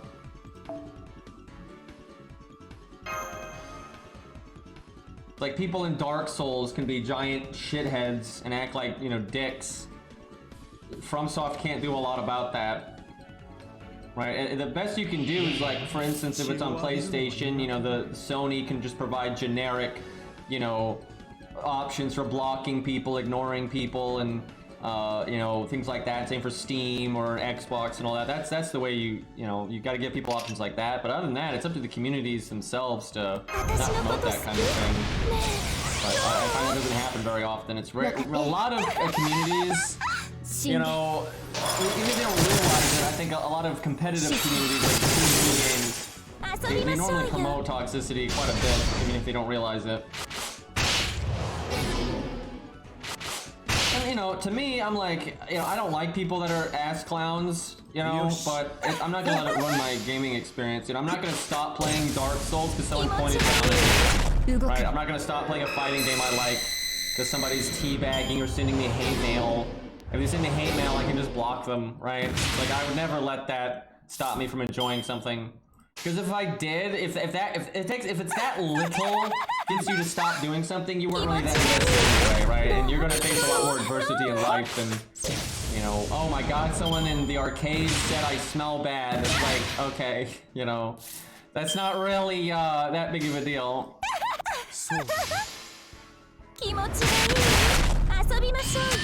So, pray tell, how do you think I would go about leveling my skills right now?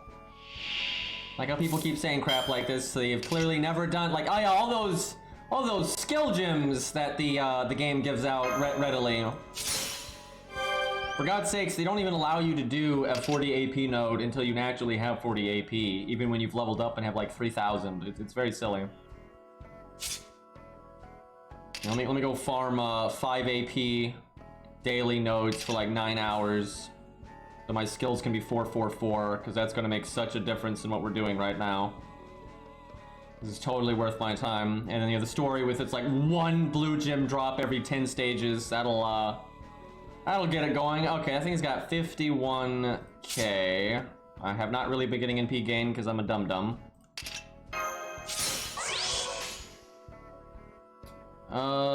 Geronimo's the closest.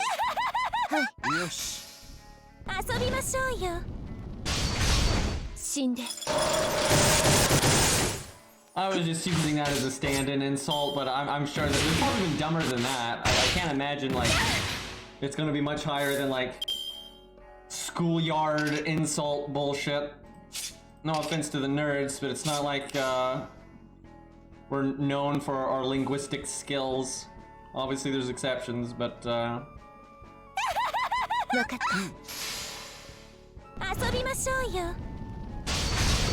don't think you go to, you know, FGO arcade to find the good trash talk.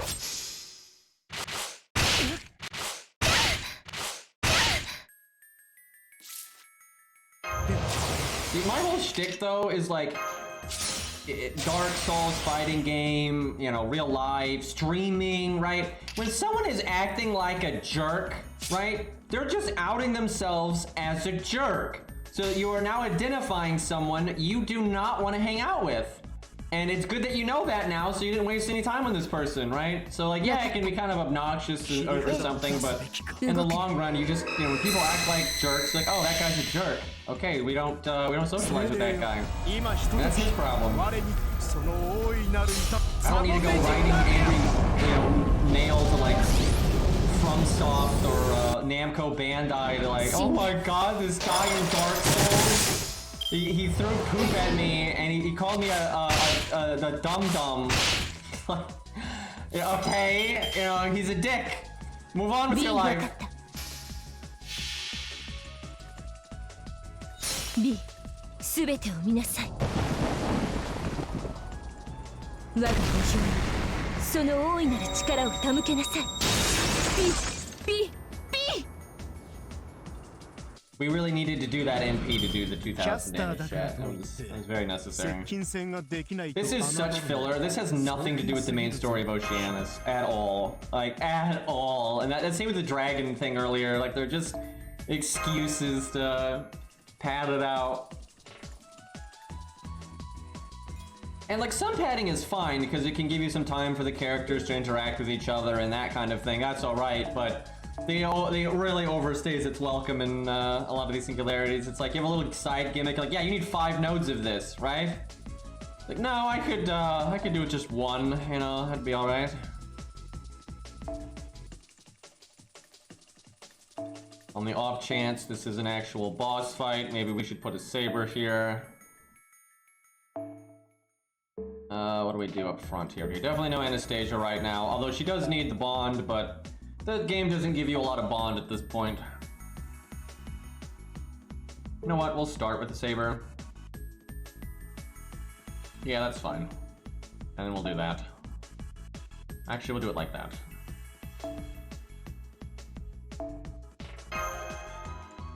Okay, now I'm not giving him the starting NP. That's just silly.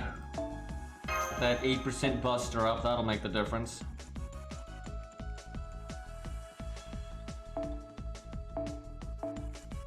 Look at us having team cost. Kind of.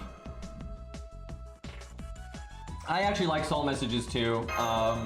It's actually kind of sad. It used to be really easy in Dark Souls for players to send hate mail to each other, but almost all platforms now have added like extra steps to send someone hate mail. Like you have to try to add them to your friends list first, and then you have to accept it, and then you can send hate mail. And most people just don't even bother, right? Like most people just don't even bother because of that. And it's kind of, I know, it's a goodish bad thing. For some people, you know, they don't like interacting with that stuff. But there are people out there where they like enjoy, you know, someone like losing in a fighting game, and then, you know, them like accusing you of a bunch of bullshit that's not even accurate, right? And it's just funny. But yeah, that's pretty rare nowadays. Like, back in like, I don't know, when it was like PlayStation 3, 360, early days of Steam, you could just send people messages like right away, just boom, and then they could block you and stuff, but you know, you could just send someone hate mail. And then I remember, anyone remember this era of Steam when they made it so you had to send people friend invites to talk to them? So people made Steam groups that were named things to like send a generic message, like fuck you or salty or, you know, whatever, right? They would just make a Steam group and they would invite you to the Steam group to just send you that message.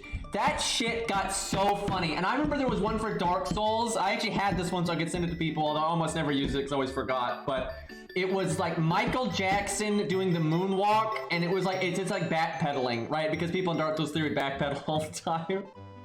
Oh my god, there was so much like toxic shit like that. It was really funny.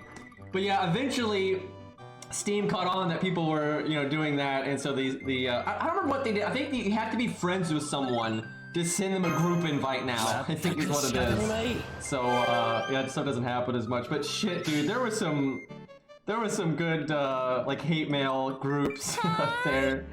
And just the ingenuity that, you know, the internet will find a way, man. Like, they find a way to be toxic.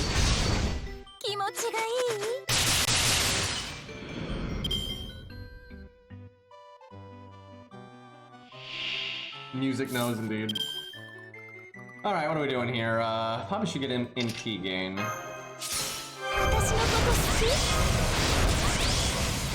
What, in my opinion, a good way to do it is like, make it so people can opt out. By default, you know, you can send messages to people, maybe, but then have a very clear and easy way to opt out. Like, as soon as you set up the profile, like right there if you want that on or off. Because some people want to engage, be able to just easily talk to each other, and not only the negative stuff, a lot of times the positive stuff. Because a lot of times I've invaded someone, I want to be able to say, oh, that was cool, you know, good fight, or that was a really neat build you got, or whatever. And, you know, I got some fighting games that give you, like, you know, preset messages to say GG or whatever, but it is funny to me that if you look at, like, most fighting games now, and things like Dark Souls or whatever, they kind of don't allow people to just talk to each other anymore because they can't trust people to not be like racist and you know God knows what else in the chat. So a lot of games now they just have like preset messages and things like that. Like a lot of fighting game lobbies you can just talk in preset messages. There's a lot like that. You just can't trust anyone anymore.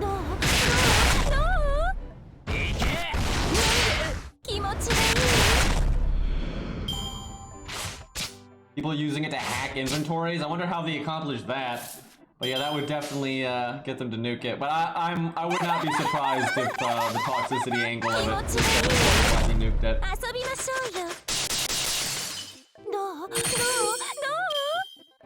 Well, I wouldn't say moderating online messages has made people soft, because I don't think humans ever evolved to deal with like online messages in the first place.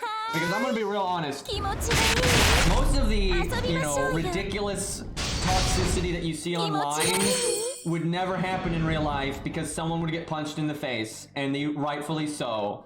And so most people don't have the nerve to act that way and behave that way. And like, yeah, sure, they're in real life, they're, you know, in schoolyards and stuff, there's still a degree of, you know, insults and toxicity and stuff, but it's nothing like it is online. And what can happen online is you can get dogpiled, right? And to the point where like the human brain is not like used to dealing with like thousands of people harassing you, right? Humans are just not cut out for that, where like, you know, you say something stupid on Twitter, someone puts you on megaphone, or you get taken out of context, or both, and then you have thousands of people, you know, messaging you and making fun of you or whatever. That's so unhuman, right? Like, that's not something humans are supposed to deal with. So I wouldn't say it's making people soft. I think if people are getting soft, it's because of other things, really, like other aspects in life. But yeah, if anything, I think online actually makes people more callous and more jaded and that kind of thing. It's just insane. さあ、あなたの首をちょうだい。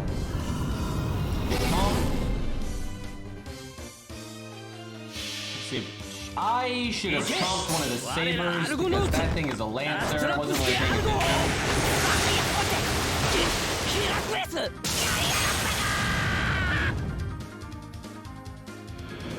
気持ちがいい？ I hear so many messed up stories from CS:GO. Why do people get so, like, what is the deal with that game? Like, what I've seen of it, you know, it's first-person shooter, and like, you know, it's a lot of cosmetics and stuff, like trading and unlocking on it. Why do people get so uppity about it? Is TF2 like that? Do people like scale mountains to like get a hat? Right? Like, I don't, like, why? What the fuck? TF2 is dead? Yeah, I guess it is pretty old now, but yeah, I saw there was all this like crazy gambling stuff, like in third-party websites for CS:GO that got like really insane. People found ways to like translate it to real-life money. 気持ちがいい。マスターの首、ご褒美にちょうだい。TF2 still boss in every server? I mean, there's no world where TF2, I've never played it, but there's no world this is active as it used to be. The market is just so much more saturated now. Like, I'm sure it still has a player base and it's still possible to get into the game and, you know, go play. But, I would say it's fair to say it's dying because I suspect its player base has declined and that is dying. It's like WoW is dying, right? Like, yeah, there's still people playing it, but it's, you know, clearly in decline.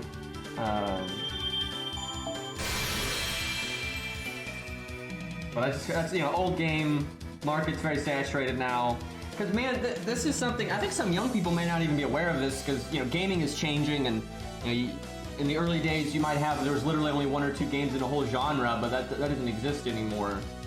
But it is kind of, it's a goodish bad thing. Like, options are nice and stuff, and, you know, more developers means more ideas and all that kind of thing.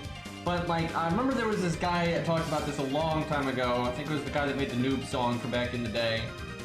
And how, like, in the really early days of, like, MMOs, you didn't have any options. So it forced, like, an ecosystem to come about because you had so many different walks of life playing the same game. Like, you know, before WoW and even EverQuest, you know, you only had, like, Ultima.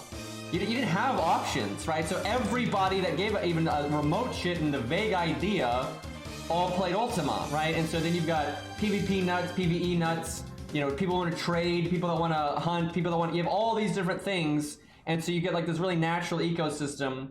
But now, it's like it's so easy for people that want a certain style of game to go find a game that caters to that each individual game, you know, it has only like one identity. Like, cause like in Ultima, there was an example he used, I remember, it was how you'd have people that didn't want to PvP, but they'd have to put up with it anyway. And that made them maybe hire guards to protect them and shit like that. And you know, that makes a really unique environment where when you start introducing games that don't allow for PvP, they're just gonna go play that. As now the ecosystem is gone. Now those people that wanted to play the guard, no one's gonna hire them because you know, the only people left actually want to PvP. So it's like, you know, and that's true for a lot of games now, right? Where the markets get very saturated. So instead of literally everyone playing the one game and sharing an experience and like having this really, you know, lush, you know, different type of players and, you know, stuff like that. Now it's like, it's so fragmented. Things are very fragmented. It's very difficult to have those kind of games anymore. Like, you know, World of Warcraft's a good example. In its era, there basically wasn't a gamer alive that hadn't at least tried it. You know, they may not have liked it or played it that much, but basically everyone from that era at least tried it, right? And you don't really have games like that anymore, right? Like, there's still huge games that do very well, but, you know, there's just so many more markets, there's so many more niches, and there's niches in niches. Like, when it comes to first-person shooters, you have so many options now. You used to not have that many options, right? You used to have, like, I mean, the early days, it was like Unreal, Quake, you know, those kinds of things. You only had a couple, right? You have very few options. Now the options are so massive, although I guess a lot of them are very similar to each other because they're always copying each other, but still, you know, not everyone is going to have played you know, Overwatch or Valorant or Call of Duty. Even though a lot of people have all played, you know, there's a lot of people that played each one. You know, same for, you know, TF2 and stuff. It's like you don't have to play TF2. You can play all these other things. Yeah, Quake's an oldie. That's a big oldie.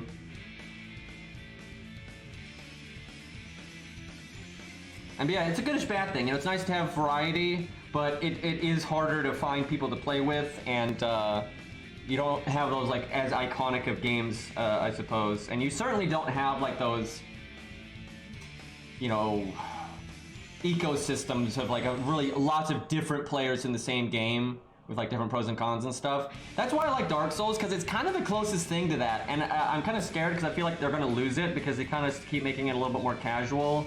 And I see, it's kind of weird. I actually see a lot of the things, if you look at I never played Ultima Online, but I've like looked at the history of it and like, you know, what happened with it and this, that, and the other. And I think Dark Souls is kind of getting really similar to like the evolution of what happened to Ultima Online, where it started off with that ecosystem of, you know, hunter, preys, protectors, and then, you know, merchants and everything else. And like, because in Dark Souls, if you pretty much if you liked it or not, you were kind of thrown into it one way or the other, and that, you know, added stress. It gave, you know, the protectors something to you know, idiots to protect. It gave the hunters prey to murder. You know, this, that, and the other. You know, so it really has like that ecosystem. But I feel like as the games go on, you keep making it less like that because people keep saying, I don't want to be invaded and shit like that. And yeah, I feel like it might lose that that unique ecosystem that it has. I mean, with Elden Ring, it kind of already has, because you cannot, as of right now, they might change it. FromSoft even said they might change it. But as of right now, you cannot be invaded in Elden Ring unless you want to be invaded, or you're, you know, summoning an army of phantoms. And most people that are gonna play through that game are, and I'm really sad about this because I've seen a lot of people speak up that have said, look, I don't want to summon friends. I want to beat the PvE solo. I want to play through the game solo, and I do want to be invaded, but I don't, you know, I don't want to have to do the dried finger thing where you get invaded non-stop. I just want the natural invasion experience, and Elden Ring doesn't have it anymore. And that sucks. Like, so that does make me upset because like Dark Souls is one of the last places you saw that kind of unique ecosystem of like all these different kinds of players, people that are only in it for the PvE, but they end up having to PvP anyway, and then people that want to PvP, but they have to PvE anyway, right? And then the people in the middle, and then the people that want to protect the noobs, and the people that want to kill the noobs, and then the people that want to kill the people that want to kill the noobs, and then the people that want to kill the people that want to protect the noobs, right? You get this, like, the ecosystem's crazy, and yeah, I'm kind of worried Elden Ring's gonna murder it, and the games in the future are gonna lose that, but we'll see. Oh my god, dude, like, there's always been silly stuff with gravity, even going back to Demon Souls, like finding weird spots to fuck with people. You have like only Afro making the wall video, you know, stuff like that, right? I mean, I'm actually one of those people that, so when I got into Dark Souls, I knew of Demon Souls, but I hadn't played it, and I had heard, you know, you could just be, you know, it's mostly a PvE game, it's mostly just like, you know, you versus the game, but, you know, you can be invaded by other players, and it's not, and you have no choice in it. It sounded so crazy and unique to me. And when I played Dark Souls, I wasn't, like, super interested in the PvP at the time. You know, I wanted to do the PvE and all that. And I didn't know how to PvP, but I was still kind of interested by it. And I got, you know, I remember the first time I got invaded, I had no idea what to do, and I was like, oh shit, this is bad, and it was very stressful and everything, and I'm pretty sure I died. I was in Blighttown, by the way, great experience. But, you know, eventually it actually got me into it, and I enjoyed the game more because of it. And like that, the stress, and like the stress of those invaders makes you want to kill them or get help to beat them or get through the level or whatever. And when you do it, it feels good. But then you get better at the game, and you start beating the shit out of the invaders, and it feels, you know, then you're like, oh wow, I'm getting good at this game, right? So yeah, I think the PvP can kind of force people to enjoy something that they may not even realize that they might have enjoyed. And the thing is, all of the games have allowed you to turn the PvP off if you just don't, you know, play online, right? They've all done that. And like Dark Souls 3, you can literally go to the menu and just set it to offline mode, and that's it. But there's always been, if you want to have co-op, if you want to have phantoms on your side, if you want to have magic strategies help you, because those things do help you, they do make the game easier, then you have to put up with invasions, and that's the game, that's what Dark Souls is. So yeah, I'm not super happy about them changing that. Yeah, fuck people that, you know, find ways to cheat and, like, get away. Okay, Ubisoft is aware that people are going to try to twink and get late game items on like low level characters. They're aware of that, and they've tried to put systems in place to combat that. And to some extent it worked, but it actually makes a real problem, right? So this is actually a really interesting issue. So like in Dark Souls 3, the host has twice as many flasks as the invader. But if the invader's way farther in the game, they can kind of even that out. Like, or, you know, the host might have 9 or 10 flasks, the invader will have 7, so it's, you know, fairly balanced. But then the host has 30% more health, which can make up for a lot of the better gear that the invader might have. Right, and if people are playing the game fairly naturally, and like the PvP people just have like slightly better gear, and it also just make better characters, right? Most PvP players are better at making characters. You know, that 30% life does make up for the difference, and actually a lot of times it'll favor the host. Even if the host is an idiot, the host is probably going to be stat advantage over the invader. But because of that, and because of, you know, the host being able to have all these other advantages, right, like summoning friends and 2v1 or 3v1 is so extreme in that game compared to the prior games. Invaders had like no chance. For the early days of Dark Souls 3, invaders, unless they were really, really good or really, really smart and like patient, invaders just got destroyed. I mean, they just got absolutely destroyed. And that's where like the heavy twinking came from, is because the host was so advantaged that made PvPers be like, okay, they have so many advantages, I gotta even this out, so I gotta get the, you know, the Ring of Favor +3, Hollow Ring +3, Prisoner's Chain, all that bullshit. That's where that comes from, and then now the invaders are bullshit again. So in my opinion, how FromSoft fixes this is, okay, you still give hosts the extra flasks and that kind of stuff. That's fine. Maybe you give them the extra health, but I don't think that's really necessary. But you just don't put in those items that are so obviously broken on low-level characters, like Ring of Favor +3 and Prisoner's Chain. Just don't put any items in the game like that. Like, it's not rocket science. Like, fixing twinking in Dark Souls 3 specifically would be incredibly easy to do. It actually might favor the host too much at that point, but yeah, the real issue with like Dark Souls 3 is just because they almost got it right. You can look at the different games and how they slowly improved stopping twinks, like adding the weapon matchmaking, so your match with people based on your weapon upgrade. They were making pretty intelligent changes to try to fix the problem, and they were even accounting for it. Like, PvPers are supposed to twink. That's kind of the problem. PvPers are supposed to twink. That's why the hosts have 30% more life than you and more flasks than you. And in the early days, it was fine. But it got broken when they added all these ridiculous rings that, you know, that are supposed to be super late into the game, you know, the DLC and stuff, that you can still have at level 1 or 5 or whatever, and it just ruins everything. So that like, they almost had it. So I'm hoping Elden Ring will be just like, okay, how about we just not put any ridiculous, you know, overpowered rings in the game that you can get when you're level 5. Yeah, Prisoner's Chain is so fucking dumb. That was such a stupid item. Even for PvE, it's a stupid item. And I hope they don't have anything like that in future. Yeah, you could make it where there's a level cap, but honestly, just don't make rings like that. I don't think Dark Souls 3 would like lack variety or anything if it just didn't have Prisoner's Chain in it.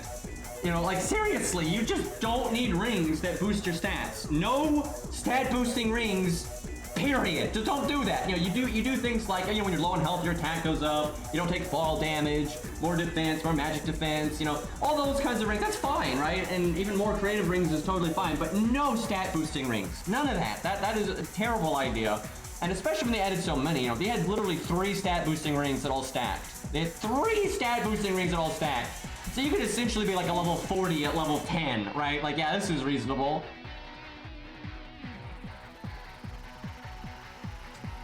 Okay, time to use Phantom with 2030. The old Star Gen team. Give her that. Gen K. Give her the other one. Do I have another assassin? Yeah, I got Sanson. Yeah, there's our emergency button. Alright, then mash. Silly damage cut. Alright, off we go. You know, by some miracle, someone had a Buki. You know, they're doing the early game, so they're like level, you know, 5 or whatever in Fuyuki and crap like that. And, if a Buki had that damage cut thing with her damage cut passive, and I don't know, can you get the damage cut command code from Rare Prisms? I think you can. That would, you'd actually be taking 0 damage for a lot of the early game with all that damage cut stuff on her, so that'd be kind of funny. Probably up to like Okeanos is probably when that would stop working, but it would still make you take a very noticeable amount of less damage if you had that stuff.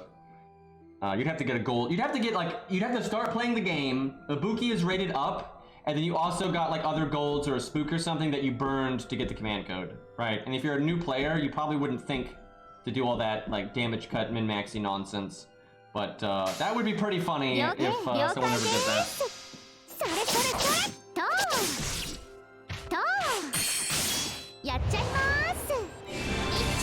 The attack up though, low star CE is so much better. Like it's like yeah, late game it's not gonna be that great, but for a filler CE with a low team cost, 4% attack, it's like okay, you know that's a bit of extra oomph.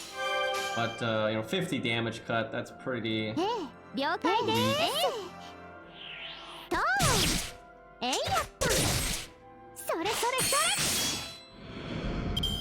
Actually, most people, I gotta stress this is actually the problem.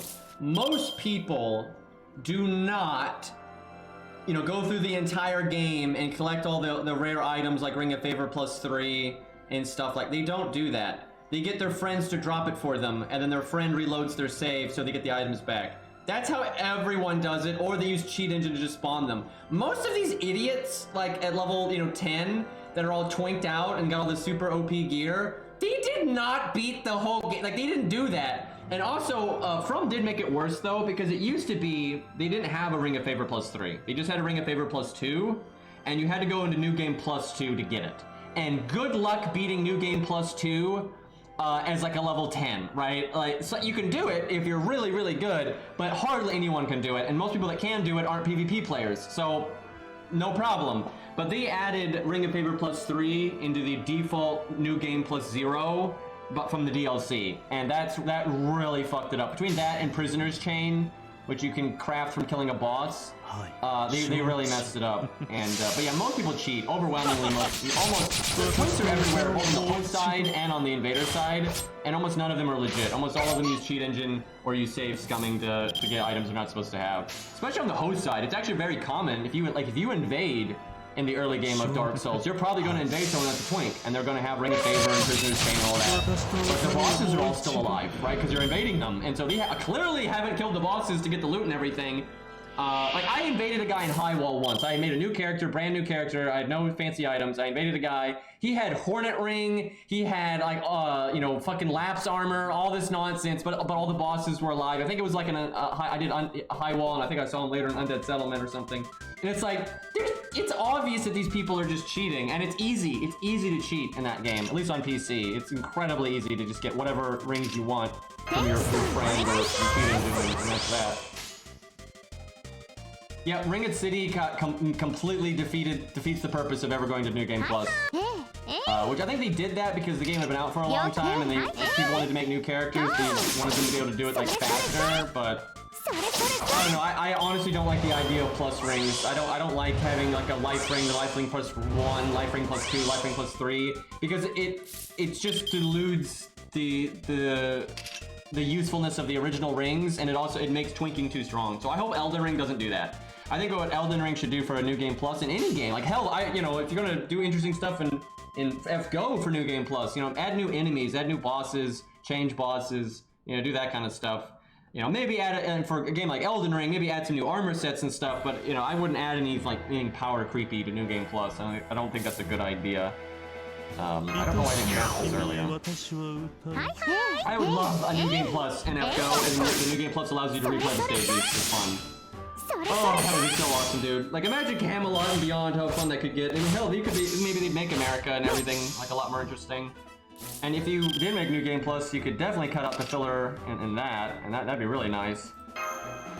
You know what? Phantom gets the buff. Let's see what we can accomplish here. Bang, bang, bang. Food ring +8. You don't have to eat anymore. That's like Darkest Dungeons. Yeah, I do agree. Dark Souls 2 is the only game that tried to make New Game Plus interesting.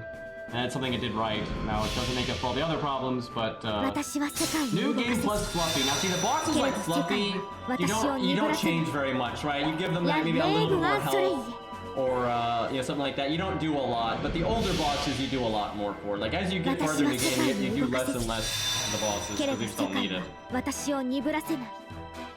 Yeah, Tiamat is one that needs a facelift. She's just not hard enough to match her lore.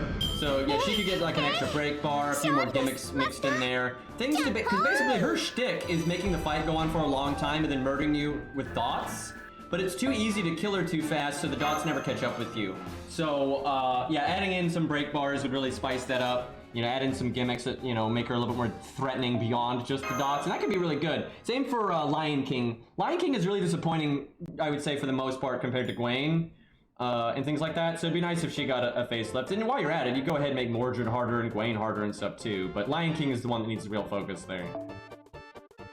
Yeah, I do agree. Dark Souls 2 does have a lot of really good ideas. It's just there's a lot of implementation that's trash, and a lot of core concepts are so bad that it ruins all of the good ideas.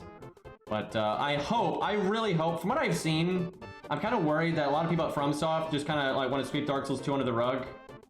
Because I remember like once Miyazaki was asked about Soul Memory and he kind of just swept it under the rug. But I would like them to at least look at Dark Souls 2 and be like, okay, yes, this game has a bad reputation, it's got problems, but what did it do right? What can we take from this? Like the better New Game Plus and stuff like that. Yeah, one extra break bar on Fluffy would be so awful. Honestly, I don't know what you could do for Fluffy, because it's so... I mean, if it's New Game Plus, right? Getting to Fluffy again is so late into the game that, you can kind of, at that point, expect people to be pretty tough. Because, like, I don't know. What do you all think? Do you think something like a New Game Plus version, because obviously you have to get all the way to Lost Belt 6, then start over, and then get to Lost Belt 6 again, right? It's like, does that need to be budget friendly, or do you assume at that point people are going to have at least waiver and some 5 stars, and you make it where you basically have to have some big boys, or no? I'm not sure. Because here's the thing, you never know. Someone might just have bad luck, all their favorite characters aren't meta. They pick the free 5-star and they don't want waiver, right? And it's kind of the problem, and this is where FGO is just stuck between a rock and a hard place. And this is where they've made the OP supports too good. They've just made them too good. Anyone in my chat that actually plays the game, they actually do budget and they do non-budget, like they know the difference. They don't just do one thing and roll with it. They don't just blindly 3-turn farm all the time. It's so easy to see the difference between like a team that has Castor Artoria and waiver on it even, versus a team that just doesn't have any of that. Like the difference is huge. I mean, it's so big. Like there's whole team compositions and concepts that just don't work if you don't have like a 50% support and things like that. And so the gap between like a budget team, a new account, a free-to-play, or 1 to 3 star, whatever you're doing, or just someone that just happens to miss all the meta supports, versus someone that just has 1 meta support, that's a pretty big gap. Like that's a very noticeable difference in like their total amount of value that they can produce, right? Even if they both play perfectly. And then if you have someone that has multiple meta supports, the gap is unreachable, right? So if you make the content possible, just possible for 1 to 3 stars, it's going to be boring for someone that has a bunch of meta units, right? And then if you make it where it's going to be interesting for someone with a bunch of meta units, it's normally going to be impossible for a reasonable budget team, right? This is kind of where the game is at. Now, the ways to fix that is you either nerf the OP stuff and you kind of adjust how you're making bosses, or you buff the lower end stuff. And I think they need to do a mixture of all of that. I think they need to nerf Castoria a little bit, not a lot. It's totally okay if you're still the best support in the game. And let's be honest, even if you nerf her, she'll still be the best support in the game. So like a slight nerf to Castoria, a slight nerf to like all those big boy supports, but still make sure that they're the best supports in the game, because they are 5 stars and you're supposed to want to get them, right? And then buff some of the low stars a little bit. Not Ku and David and stuff, but you buff the other ones. Maybe buff the supports, even Qingong, right? Like super buff Shakespeare, then buff Qingong a little bit, buff Hans just a little bit.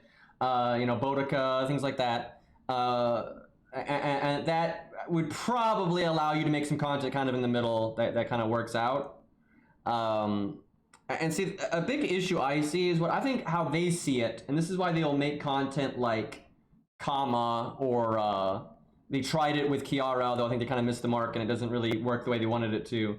But I think they're trying to like sometimes make optional content where you can like scale the difficulty, and so like the whales do the super hard stuff. But anytime they do that, the super hard version is the only version anyone cares about. Doesn't matter if you're budget, non-budget, whale, non-whale, and that's always going to be that way. And game designers have to realize that. It's always going to be that way. So yeah, that's really not a great way of approaching it. You know, it's the same thing in Arknights. Whenever they do those augmented difficulty things, people only care about the really high-end stuff. So like I don't think that's a good way of addressing the issue. I actually think that's a cop-out. I think that's like a lazy way to address it. You know, you need to have good balance in the first place. And people act like you don't need balance in a PvE game. That's completely wrong. You absolutely need balance in a PvE game.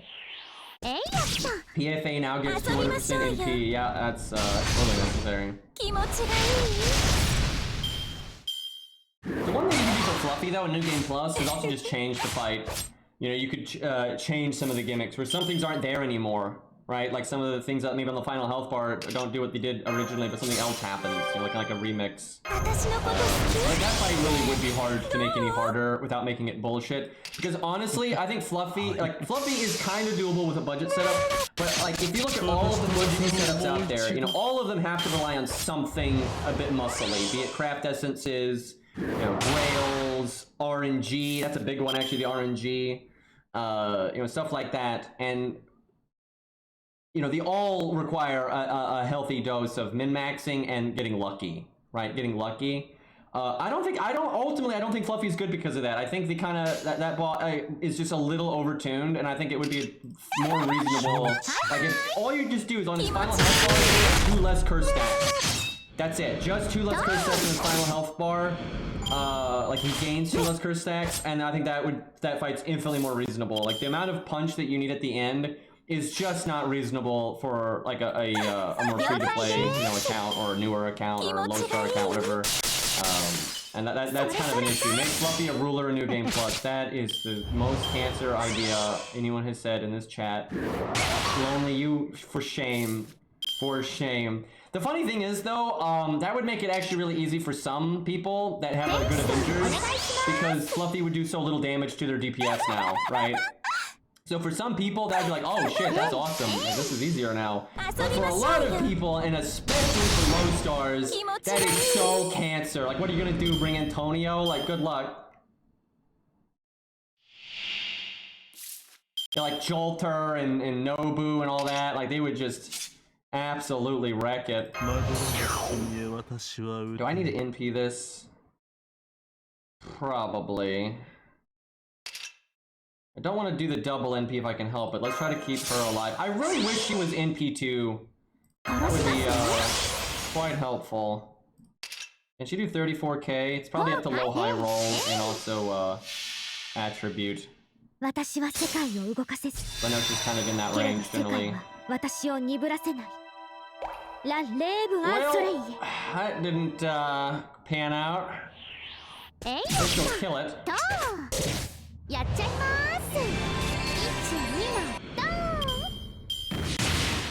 Yeah, making a ruler is so cancer because you made it easier for whales because of course they're gonna have a good ruler, but then you made it so much harder for budget. So it's like that would just be outrageous. Well, that's it for Charlotte. Trying to keep, what is with this team right now? I was not paying attention to the team screen. Yeah, we need to, like, oh, for God's sakes. Yeah, that didn't really help me. Come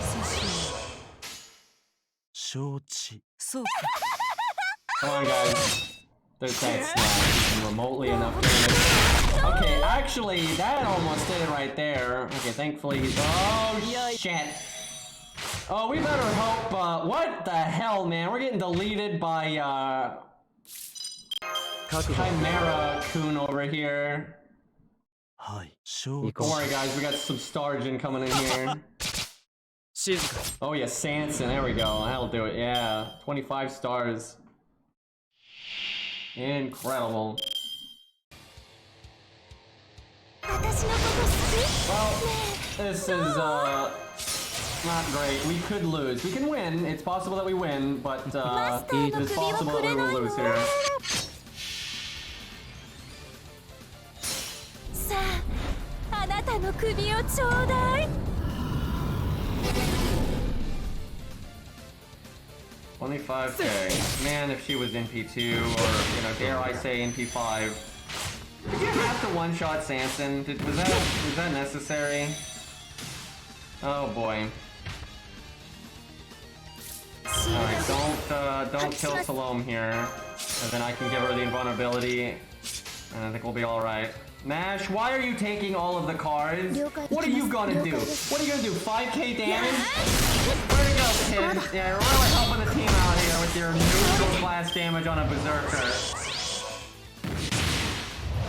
Look at the Chimera having 3 actions per turn. Okay, thankfully she got attacked again. She had the damage cut and the defense up, so I think she'd have been okay. And now she's got vulnerability, so that was way too close. She did pretty good damage in MP5, especially in the early game. The issue is she capped it level 55, so then she falls off, obviously. So. But, early game, her damage is incredible because her stat growth is so high at the beginning. So she's got higher stats than most people. Even 5 stars, she has higher stats than at the beginning. But eventually, the stat curve turns around and they catch up. And then the 5 stars also keep leveling beyond 65, so then she falls way behind. But you can always grail her and, this, that, and the other. Which we might do, we'll see. Like, Billy is the one unit we know for sure that we're grailing. That's just... we need that for Fluffy. I can't think of anything else that can keep up for Fluffy. What we need is, by the time we get to Lost Belt 6, we need them to buff Billy. We really need that.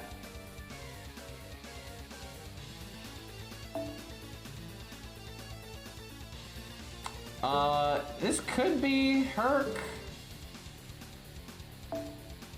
Yeah, we're probably starting the Herc Gauntlet, because I think there are 14 or 15 chapters.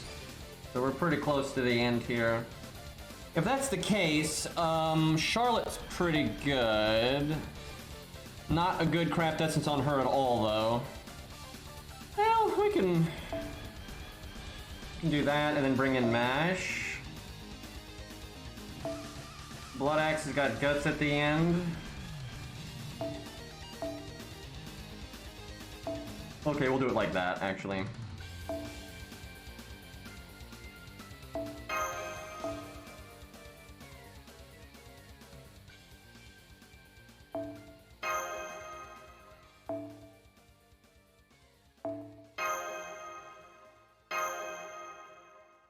Alright, Herc no kill. We're about to suffer, I think. We're getting close to the Demon God. I really don't think this account can do it with Alex being so weak. I think even if Alex is NP5, it's like an RNG shit show. And at NP1, I think even with good RNG, you still lose. But I'm gonna experiment. We'll see if we can find something to boost our value. If we can get away with summoning Alex and then using double Alex and somehow that doesn't suck, that would be a possibility. Okay, Herc. Can we not kill Phantom, like, immediately?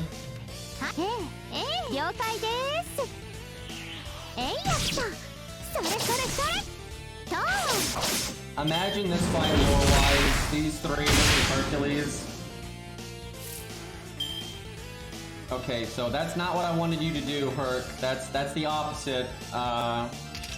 Like, I didn't want Phantom to die, but I didn't want Charlotte to instantly lose her evade. I think I evade her now.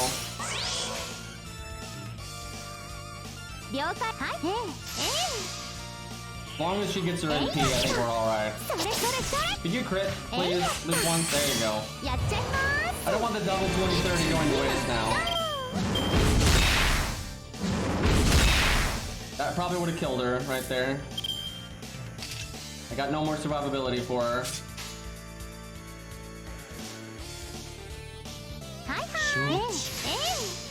Just don't die this turn, kiddo, with your 3,787 health.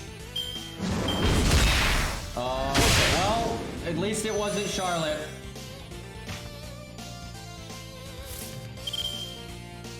That's the wrong Leonidas.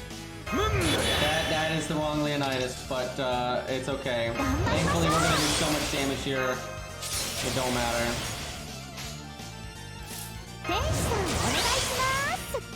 Imagine if Charlotte just got all 3 of her buffs on her 3rd skill. Like, she'd still be worse than Kojiro, by the way, but that would be nice. Charlotte's actually good in the early days. Again, she also has a good growth curve, so she doesn't fall off for a while. She'll start to fall off though at like level 50, and then she'll really fall off once she can't go past level 60, then you'll really notice it.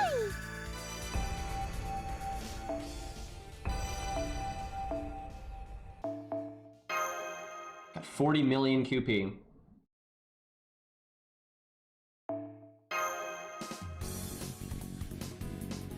I think you fight Herc 3 times or something.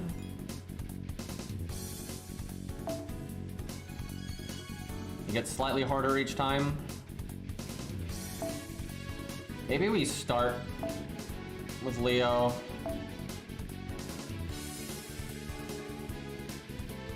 Where's the correct Leo? Oh, he's our highest one there, that's funny. There's Outrage. There it is. Billy looks really cool in that picture, by the way, and he gets cut from the mini one. Bullshit.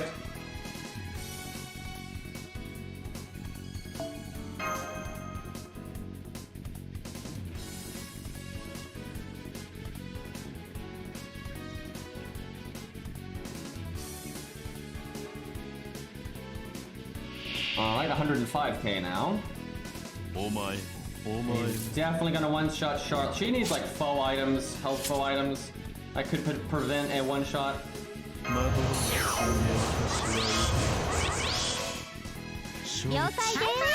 Okay, that's good. Good opening hand. The only way that would be better is if she got 2 art cards, because then she'd get it immediately. Why? Why though? That's exactly what you did last time. Okay, at least she got her other art card.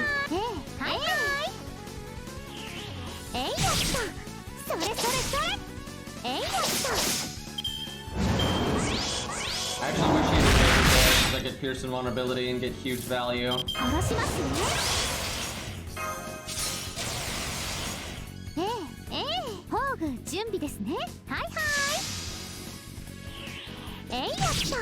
Did I? She just failed a 90% crit when she had double attack buff. Oh man, thankfully we did about 50k right there, so...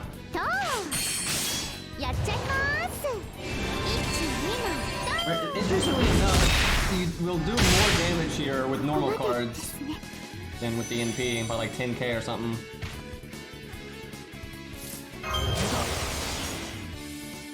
Okay, Leo can fuck him up here.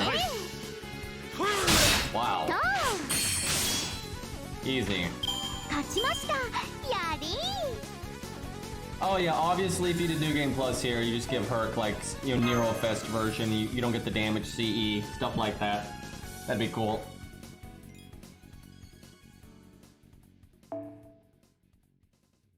think we fight Herc 2 more times actually. I think the last time you fight him, you fight a few trash mobs before. The setup seems to be working though, decently well. Man though, Charlotte, the 3,000 health. Yikes. Break bar Herc, oh god. You have to get through 5 bars to start procking the guts. Or you just give him 12 health bars, that'd be really funny. 124 HP this time. Getting progressively nastier. Not a great opening hand this time. Don't just go for full NP gain though. If she dies without NPing, we're probably gonna lose. Well, I don't know. Blood action stuff in the back. Might get some value. Well, he's gonna kill whatever he hits, so if he hits Phantom, he has double attack up. Quick chain is tempting, but full NP gain. She gets her art cards next turn. Or her one art card next turn. Dude, He double attacks her and just gets rid of the evade so often.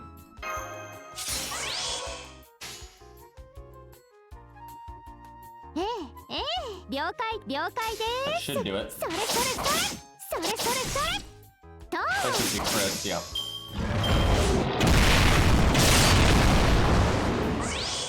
Ripple attack buff, but then they wore off. Nice turn order. So it's risky, but if she's gonna get cards next turn to Brave Chain, so the attack up is way more effective. But let's not do that. Let's just take the value while we've got it and run to the bank. Yeah,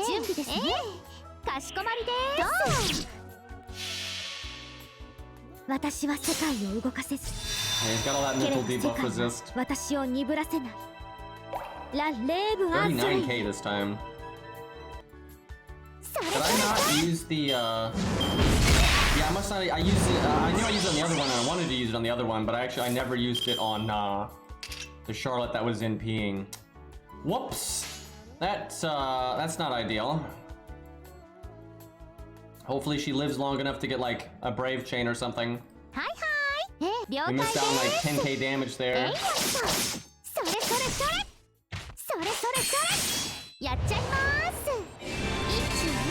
It's okay though, I think what actually up there.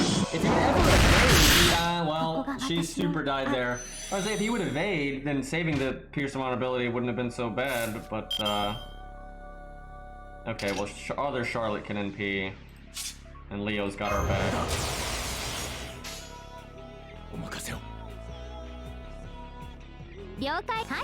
Leo is gonna be really fun down the line.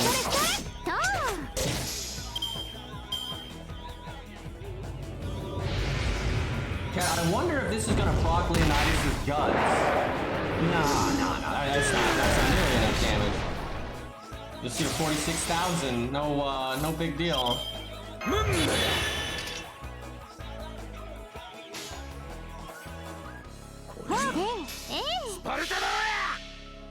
Barely. Is it just slightly? If only I've given him health bows.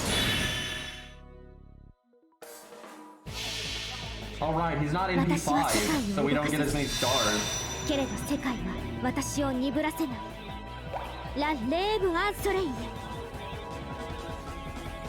Close. Alright, we got it.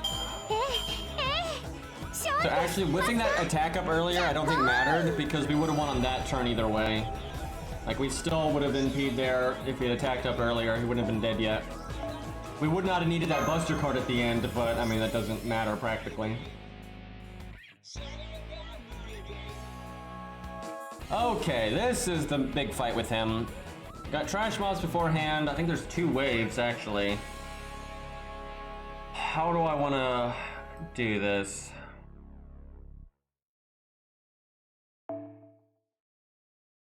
Maybe Billy, because there's some Saber ones mixed in. And Billy's in P5. Damn. Cairo, you lucky bastard. Alright, maybe Mash? Maybe Mash with 2030, just because it's health and random stars is for Billy or something. Okay, Phantom's bad. If he lands the charm, it's incredible. If he doesn't, it's kind of just a stat stick.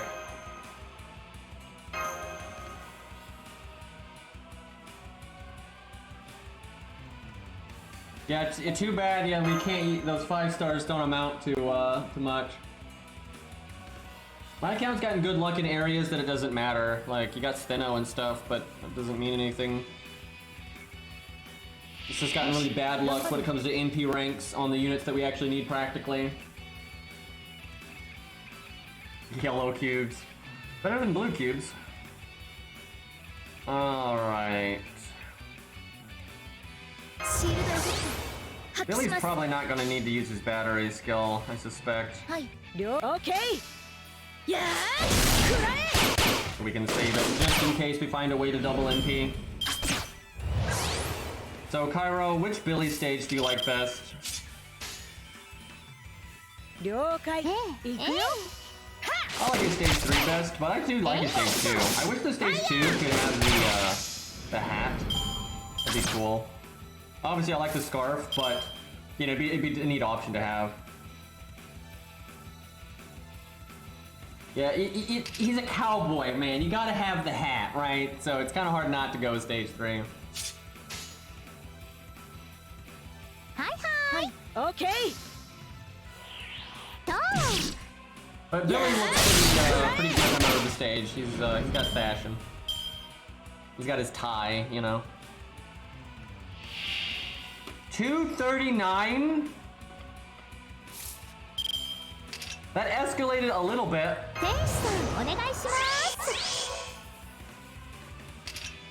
Okay, well, at least Billy got a chain here. If we get this 30% crit, this would be amazing. That's obviously very unlikely, but if it does happen, damn, that'd have been beautiful. I don't hate the gun, but I do kind of prefer the real gun, right? But I don't hate the gun. But honestly, if I could use the stage 2 gun with the scarf and the hat, I would do that. That would be super cool.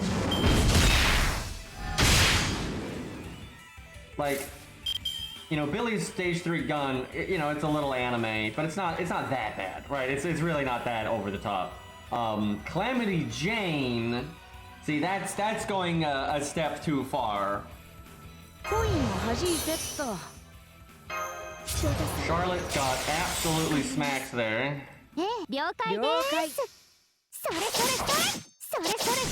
Oh, I was really hoping Charlotte would get her NP there. Do I evade her? The greed in me wants to do art on Mash and then quick art on Billy.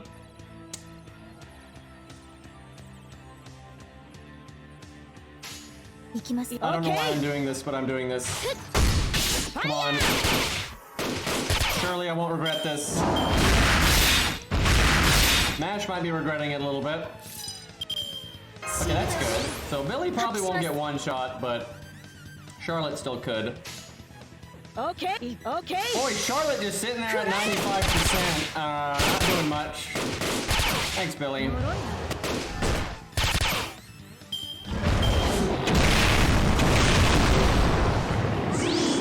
Oh my god, we could have sure hit on Billy. You know what? Who needs DNP?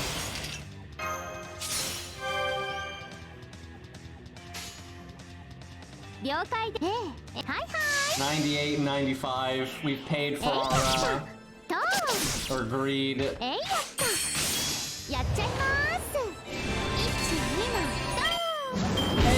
Lord, thank you for the raid, man. Alright, let's see. What is the play here? I guess we save Billy. Time to stabby stab. Kind of gotta get that Billy card in there. That sound effect on Mash, though. Bashing her Francis there.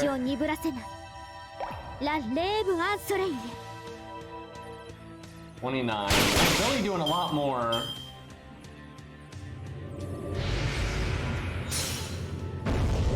Well, Mash did take a lot of damage for the team.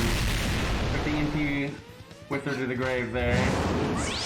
Oh, Billy's got sure hit for that. Level 30 meta, boys.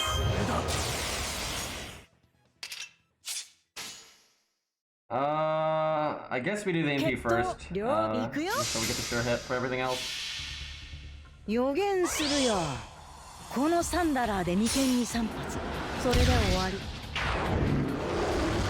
Any chance we proc guts? Oh yeah.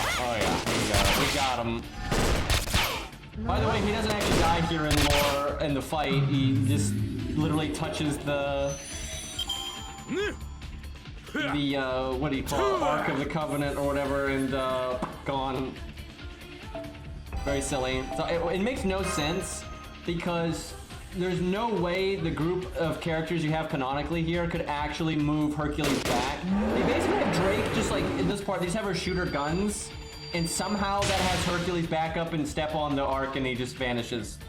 There's no world where Drake's little pew-pew guns are gonna make Hercules with God Hand back up under any circumstance. Like, her could literally manhandle every single person in that room so hard. There is no way they'd ever, like, get him to back up. Got banned from the Christian server. There's no world where she would ever be able to actually use her NP in time with Herc there. Like, they would all be dead so fast. None of them have the stats to stand up to Herc at all. And, like, the Chaldia version of Herc is nerfed, but that version of Herc isn't. So he's got his normal stats, he's got his God Hand, all that. Like, they'd be getting so manhandled, dude. Like, now, see, what they should have done is if they wanted to make a believable way to have, you know, Herc get pushed back, is Asterios should still be alive, because Asterios has a higher strength stat than Hercules. Like, he actually does. And he's got the monstrous strength skill and all that. So I can buy in, like, a big team fight like that Asterios would be able to, you know, get a good, you know, body slam on Herc, or, you know, push him or whatever. You know, that I can buy. That I can absolutely buy, and that would have been an awesome nod to Asterios. Okay, I think this is like filler. Okay, I think this is the last chapter though. Cause yeah, there's the chest. So it's like probably filler, Shadow Servants, and then the fight that we have like no chance of being able to do right now. Let's see, we'll go with that. Actually, this could be Shadow Servants, but I think there's Shadow Servants.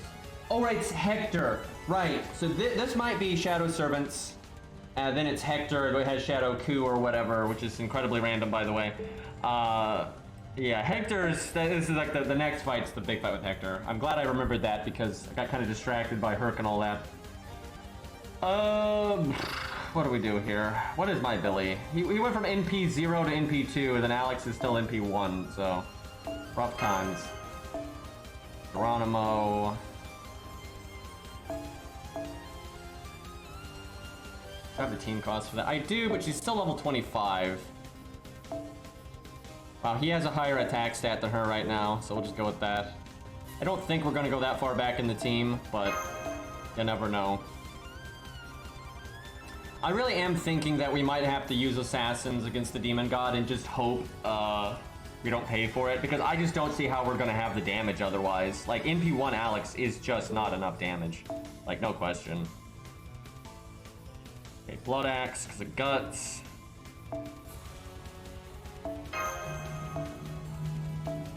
Damn. Downgrade to that.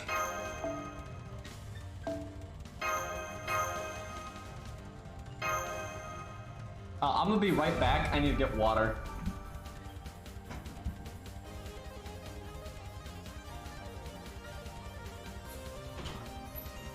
And you know what? I'm gonna get an oatmeal cookie.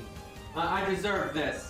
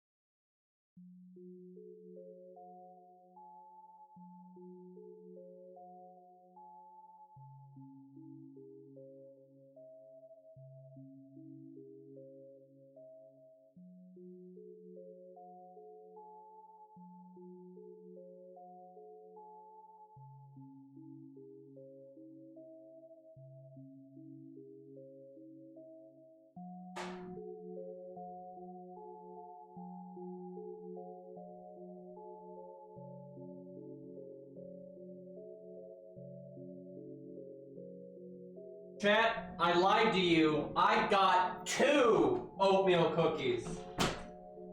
I'm dual wielding.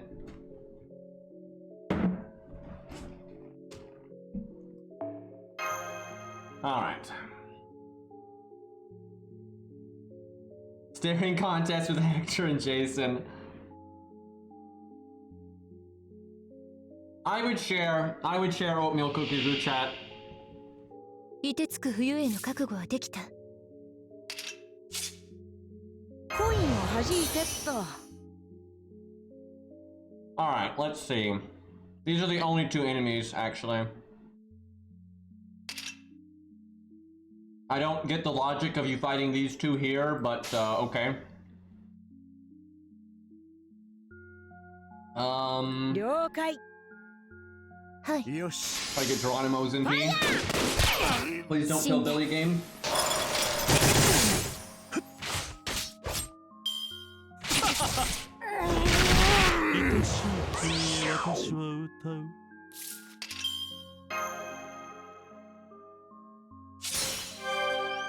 That'd be nice, Chad, if we had, like, COVID wasn't a thing and go like meet up at a convention.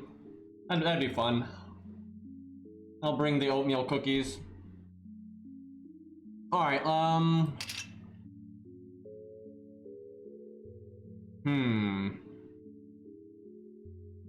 I think it's worth it to heal Geronimo, because if he dies here, it's pretty terrible.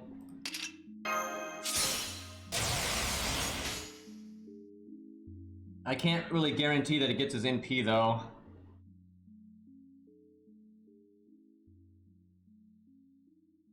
Could go Anastasia NP gain for backup. Alright. 受けてみる？さあ、早打ち勝負だ。先に抜いてもいいよ。僕の方が早い。ファイヤー！ I wouldn't even say Camelot is super logical. Right. Like, the facts before Camelot don't make any sense. Things just happen for no reason. Characters win battles for no reason. Like, Billy's death in America is so stupid. He has so many abilities canonically that would prevent it from happening. Like, sure, it's possible that Arjuna could kill Billy, absolutely, but not like it happens in the story at all. And it's just throwaway scene. It's ridiculous. And there's so much of that in early FGO. Like the Herc fight, makes no sense.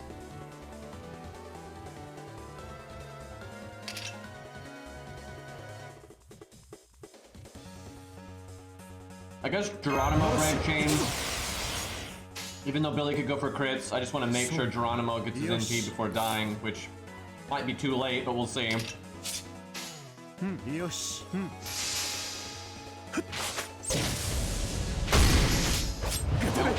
game. Don't you do it. You done did it. Man, he would have killed Caligula, he would have done damage to Phantom, and he would have healed the team.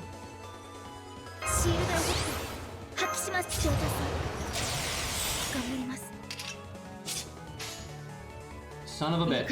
Okay, 了解。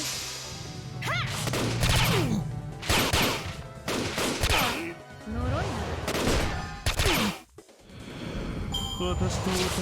いだ。 Damn it. Man, Anastasia didn't get attacked at all, and she had invulnerability.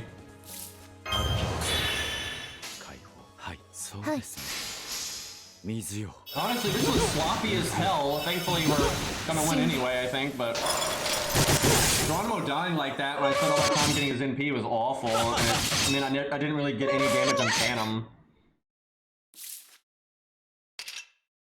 I don't know. Maybe we're not gonna win.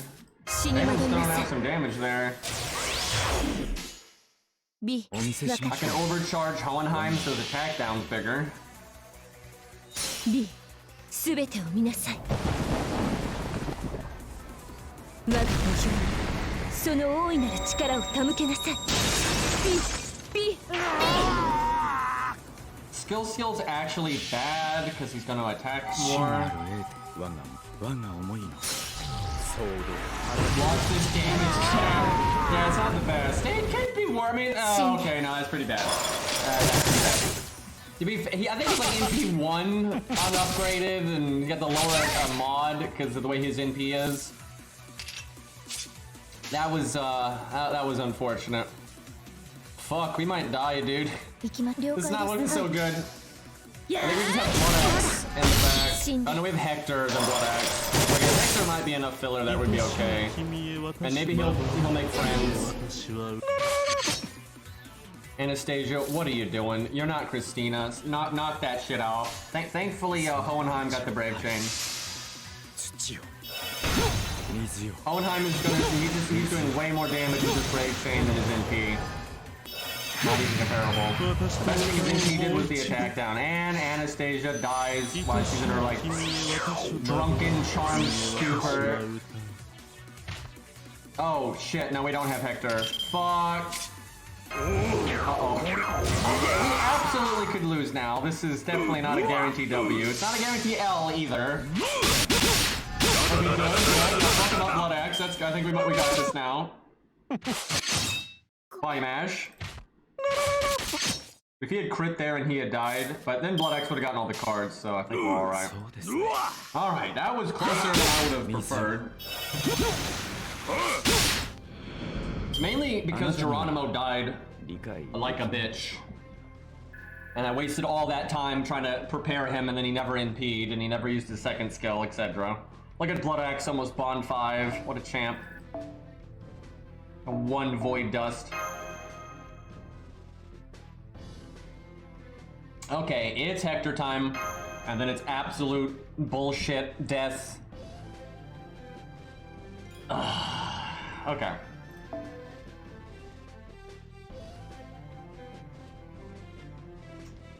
Cairo, please. This is not that helpful. Could use him as a cleanup though. Either that or Gilius. Maybe start with Mash?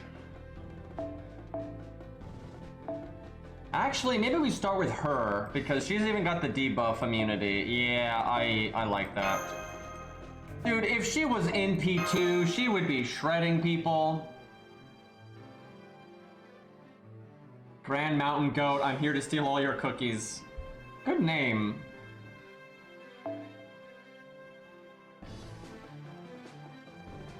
Over my dead body. Alright, let's see. What for Mash? Could give her Taunt. Yep, that's fine. Chat, will we make friends with Hector? Hector on Hector violence? Or Hector on Hector friendship?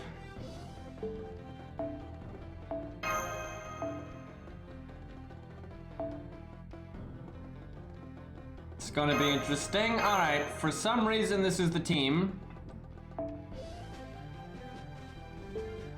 Chat, I really want my Mystic Code to be level 6 for the Demon God. We need the help. We need more oomph.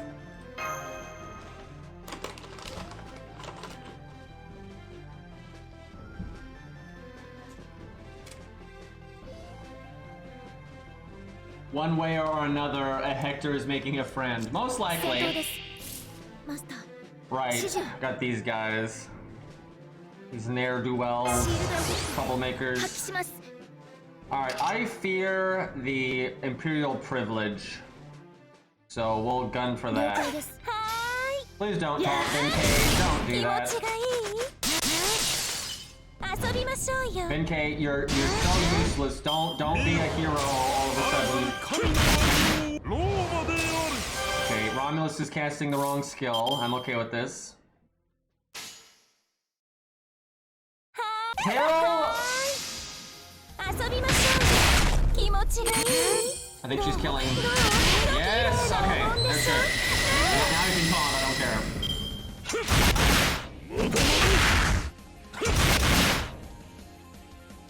The sooner he dies, the better. I would like to get Jason's NP, but I think we need to focus on murder. That would be proud of that.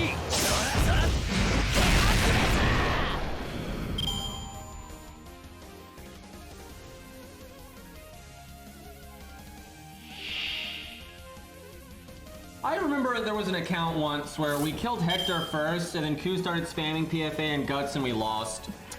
I definitely remember that. Alright, well, she has debuff immunity, so that's a start.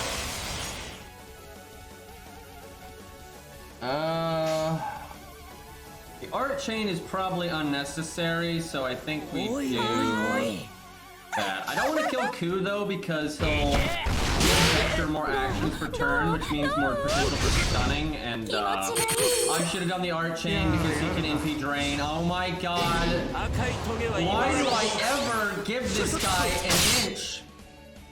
Jesus Christ, man. At least she was immune to the stun part, but now we don't have any NP gain. Oh, here we go. Oh, Hector. Dude, a new game plus version of this fight would be so good. Like, you auto-cast the friendship every turn, so everyone has to deal with it. Okay. We're doing the art chain. I don't even care.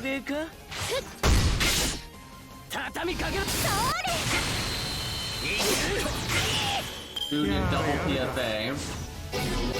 Ash has been disposed of. Ku has triple defense buff. How about that?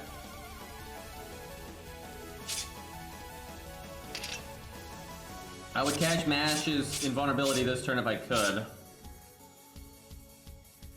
I'll do that. Salon is pretty important here.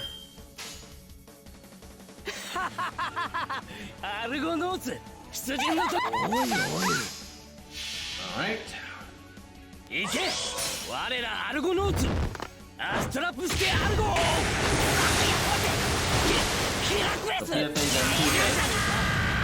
Worth remembering. No.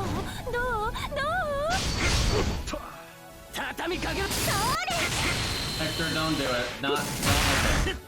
I think he gets one more action though. Alright, we're good. Mash isn't.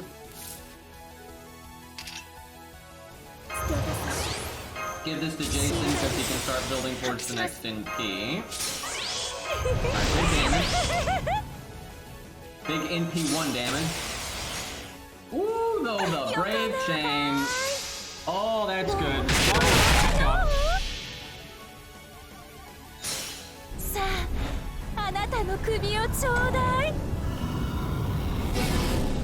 Good, good. If she was just NP2, she'd be going like 45, 50k there. Probably 45-ish. Fine,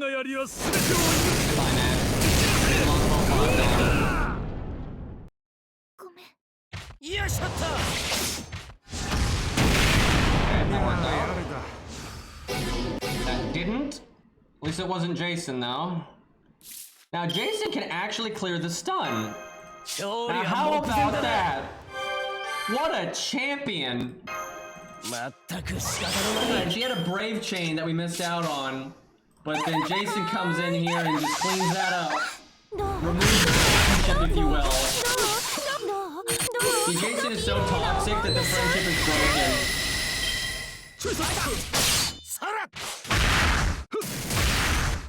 Boy, Hector, did not care for that. We actually might get soloed by Ku here, though. I'm not sure how much oomph we have left. Alright, Jason, come on. 40-50. You can kill him here. Give me a crit. Okay, that's not a crit. Come on. But, okay. One right there. Well, got rid of Hector anyway. Wow. She did not care for that. Jason did, though.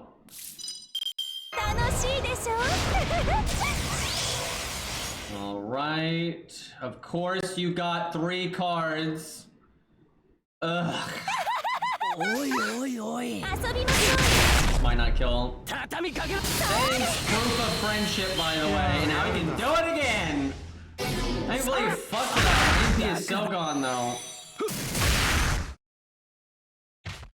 Oh, hi, Hector. I think we save his thing until the NP turn. That seems like a good way to go. Alright, if we attack twice, we're gonna remove the PFA, but I guess we just deal with it. Where's my art chain?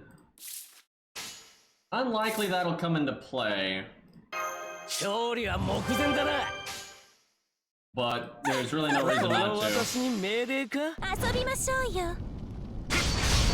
はやっとや畳みかけ Don't cast PSA2. Don't do it. Don't do it. じゃあまあ Yeah, okay, yeah. Alright. やれやれだ Good enough. へいへい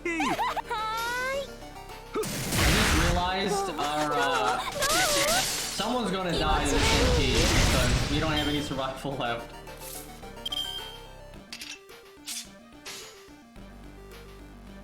おいお Have to い get おい death おい light. It's alright, this will fuck him up quite a bit.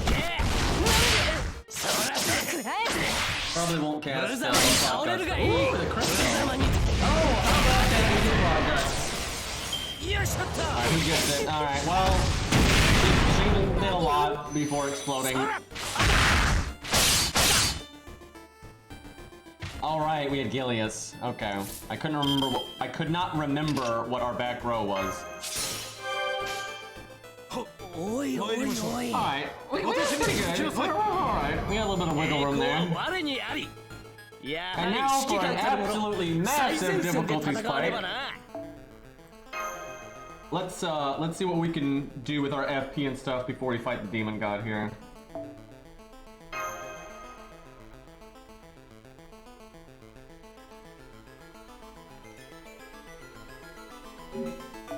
We had a couple of turns where we got stunned at bad times, but not too much. And that one stun was really bad where Salome had the Brave Chain, but then we removed it with Jason, so that was a big value shift.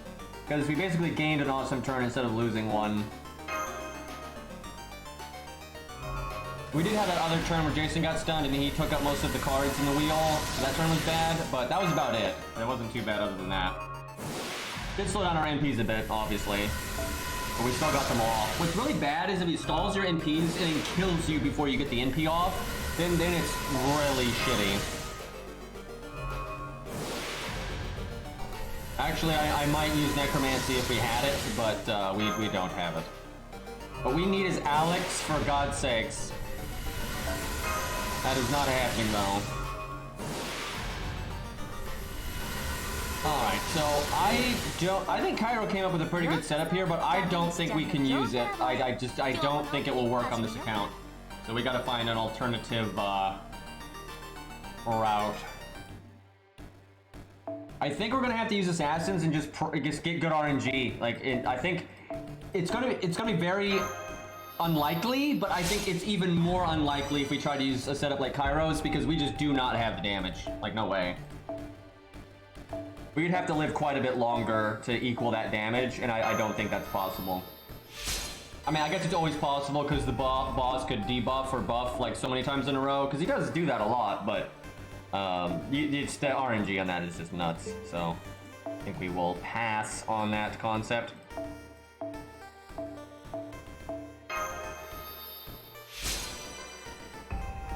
Sanson could be okay here.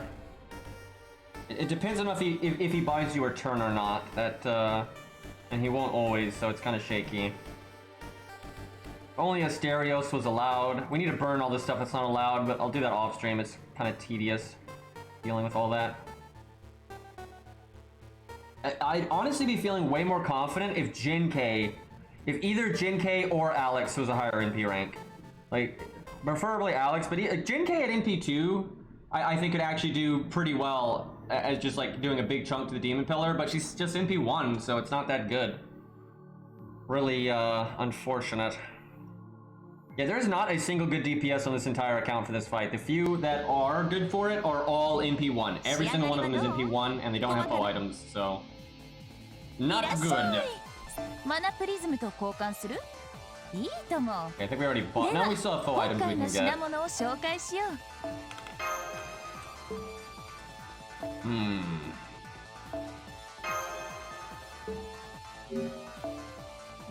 I'm leaning towards reusing Charlotte, honestly.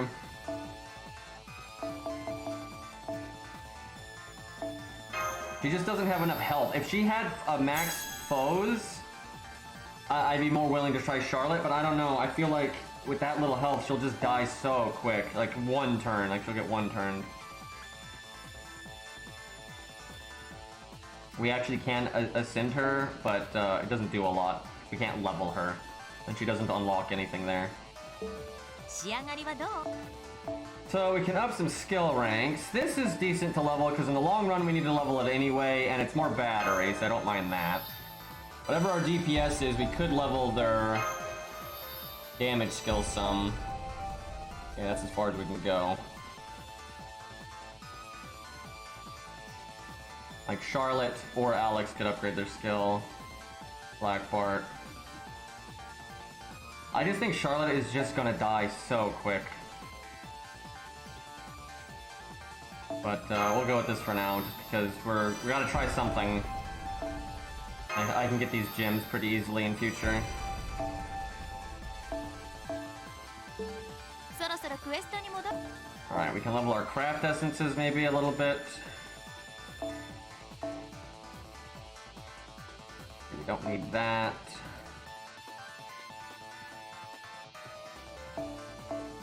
Actually, that's really inefficient XP-wise. It's going over by more than I would like. That's better.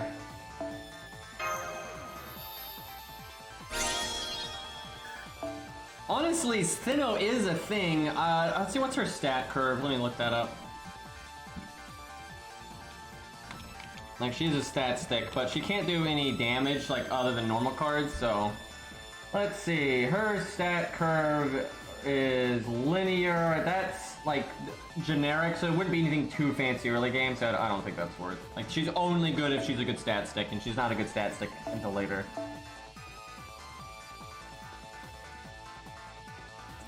Let's see, we don't need any of these.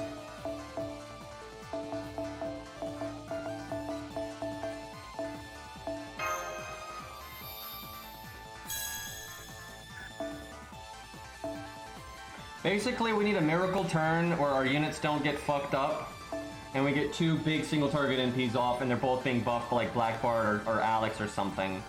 Like, something like that has to happen, I think. We might even need Kairos, Charlotte, and try to get them both to NP. Okay, let me just look at our lineup here. I'm gonna summon his Mash for now, just for like team building. It's so not what we're gonna use though. Fuck that. I like how Cairo knew I was gonna do this, and he didn't give any of his units any CEs even remotely applicable. Like, for God's sakes, ain't none of that even halfway useful. All right, let's see. That's just not enough health. There's no way. Look at the health difference. That's massive. She's got the evade, but like she needs like 1k foe, and that might work. And then Jen K's got enough health, but she's in P1. But I wonder if I could have like a miracle turn where they both get their NPs without dying, and then maybe I cycle a unit and get double buffs.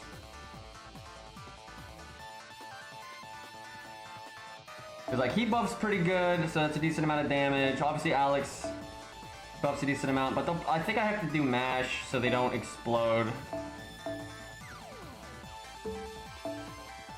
Well, no matter what, I'd clean up with a rider because of the way the ending is.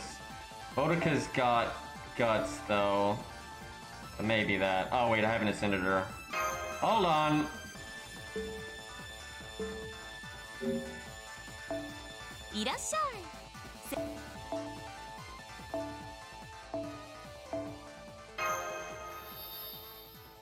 Oh, it's good too, because I want to have her in stage 2 art anyway. The normal looking stage, thank you. Only her animation update was normal.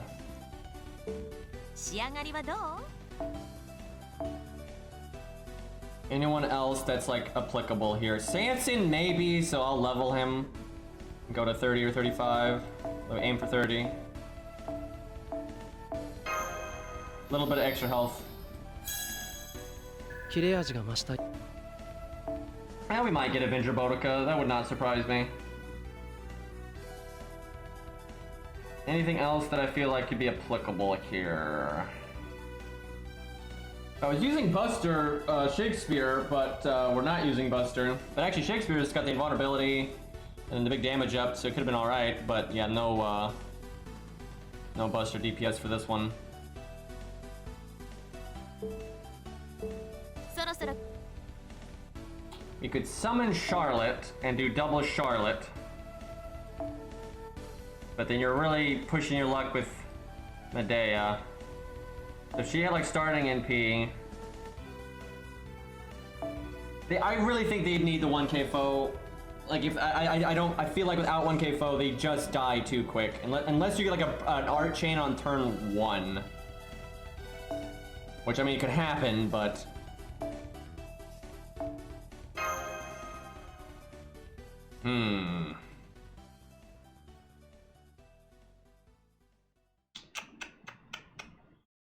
This is rough.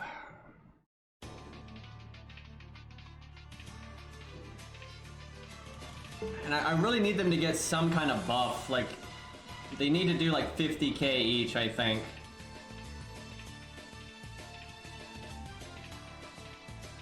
The problem is, I think they're more likely to die, like, first over MASH.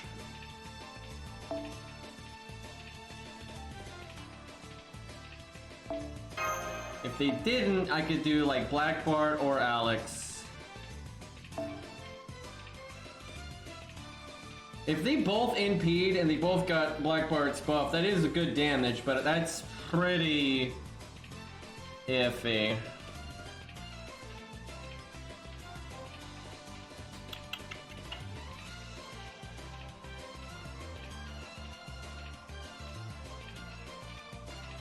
Well, let's do... Cairo, can you give her maximum starting NP? I want to do a couple of test runs and just see if there's any world where they can both NP before dying, but I feel like that's pretty sus. What would we give Black Bart? I could give him starting NP and see if he gets lucky, but he's only got 4,000 health. That's probably easier to do with Alex. He's got 5,000 health. He's NP1 though! He's gonna do like 11k damage! Like, that's a joke! God, that's so annoying. And then Jin K being NP1 really sucks too. What would I put in this last slot?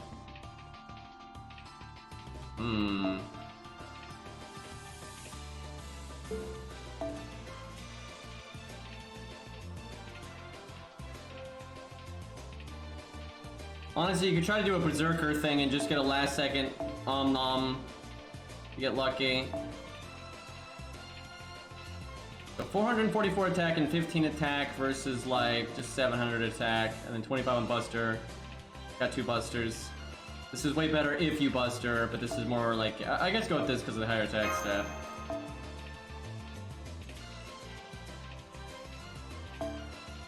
Okay, let's see if I can make that work though.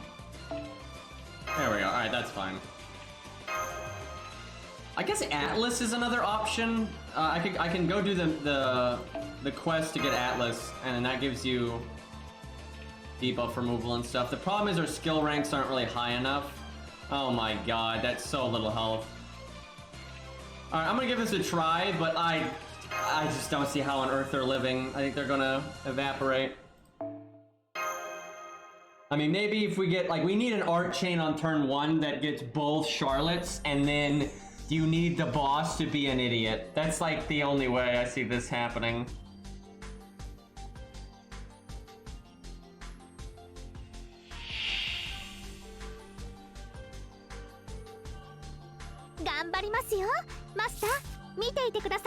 That is not even remotely helpful.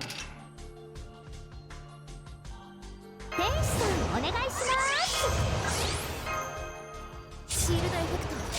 guess you just take the Brave Chain though for the damage.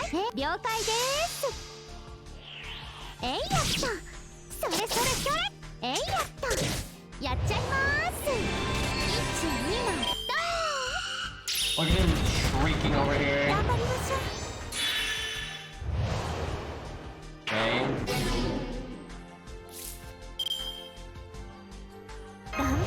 There's an arcane.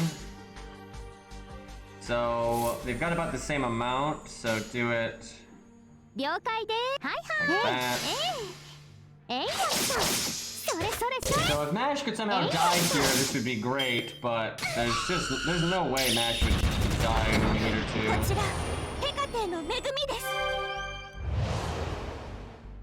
Could cut Mash, honestly, but there's some issues with that. 天使さんお願いします Okay, mine has not full foes, but a few foes, so I think she gets the attack up. Technically, I could like not NP here and hope that Mash died, and then you get the ほうぐ準備ですねかしこまりです you get Blackheart's buffs. I think that's the only way this would do like enough damage for it 私 to は be 世 worth 界 it. を動かせずけれど世界 Because you'd be hitting は both 私を of them, 鈍ら so せ this turn would like I bet you they do about 50k each, and the one with the attack would probably do a bit more than that. If she'd do maybe like 45, she'd probably do like 45, 40 to 45, and け then れ she'd ど probably 世 do 界 like 50, は私を 55. 鈍らせないラ・レー And ブ・アー that's ストレイ that's pretty meaty on fucking him up. えいやった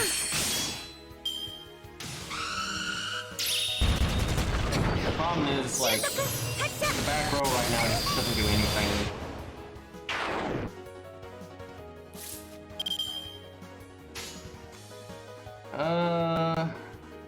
There's no brave chain in here, unfortunately. はいはい了解 10% chance is going in the front because again faux items. So I'd rather do the faux items than the tiny crit そ chance. れそれそれと Yeah, if I could get them a buff or two, that might actually be viable. どうか誰も傷つけぬ傷つけられぬ世界がありますようにブレイ The NPs give the first card bonus, they don't receive it. But the game literally lies to you about that. The UI shows that they do benefit. Alright, I did Alex, not こういう Blackheart. 時はこうかな Just in time to explode. Do I charisma here? Now we'll wait a second. You know what? I'm actually gonna focus on the NP わかっ game. たえいやったさあ I could try to. If only Alex had a decent NP rank, I could kind of have like a backup DPS, but I don't have anything I can put in the back row that's gonna actually do anything. 収束発射 Crap, I've got NP down. NP down, NP1 Alex. Oh boy. Yeah, if you're... Maybe we make it Jason instead of Alex, and we use that to keep the other one alive, because if she NPs again, we're good.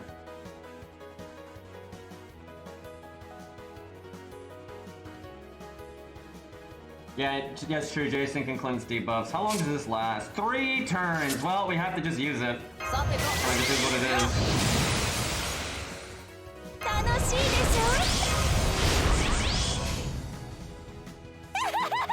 ょ今が勝負 Alright, let's see what Alex does at, like, he's like NP, you know, 0.8 or whatever. Yeah, no, that's... どう I knew he did like 11 or 12k normally, so he goes up like 7 or 8 there. That's pretty much useless. I don't think our Alex is gonna see a whole lot of value in this boss. わかった行こうわかったさあ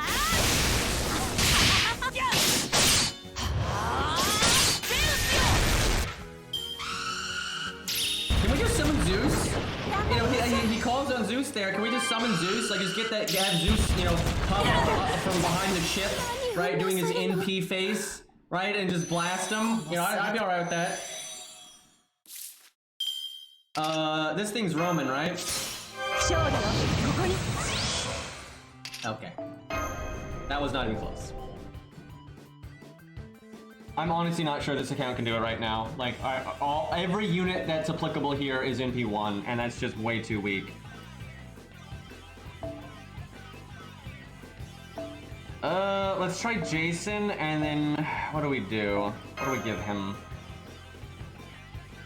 I could change her then to Alex or Blackbart if I think that's better. She's got 5,400 attack with an attack up. But Alex can give the teammates attack up. He's a bit tankier. And then Blackbart gives better buffs, but he's definitely understated.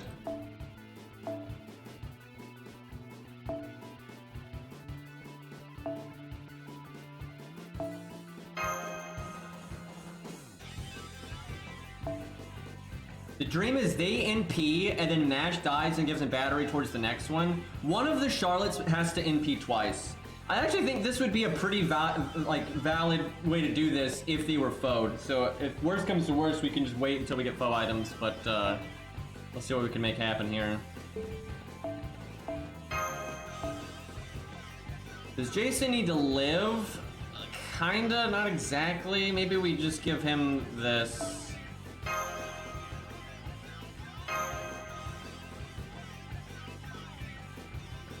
I love this song. Armored Core, man. Dude, oh man, I hope the new Armored Core is true. I think it is, because Miyazaki said it several years ago that they were in the early development stages of an Armored Core game. And they've been saying things like in events at events and stuff, and like during Armored Core's anniversary, like they would just tell the Armored Core fans to be patient. So they're basically saying they're going to make one. So I think it is going to happen. But that means, Chad, we get more Armored Core music. So like not only are the games great, but we get more of the goddamn music, and I am so ready for that. So okay, almost got an art chain, but not quite. That's gonna be awesome, dude, because frequency still works the front stuff. Like they're still going strong. They didn't quit or get fired or anything, so I am ready. I guess we do that.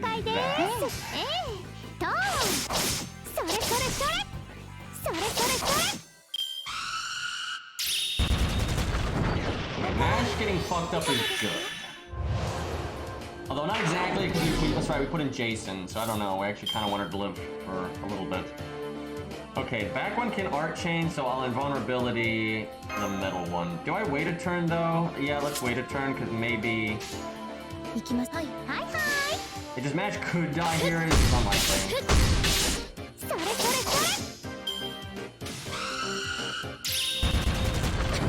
I wish we had someone that had a skill with crit down on it, because if this guy crits, it's just the worst thing. Okay, we can only NP the one time. Still give her the attack buff though, because she's got the stuff.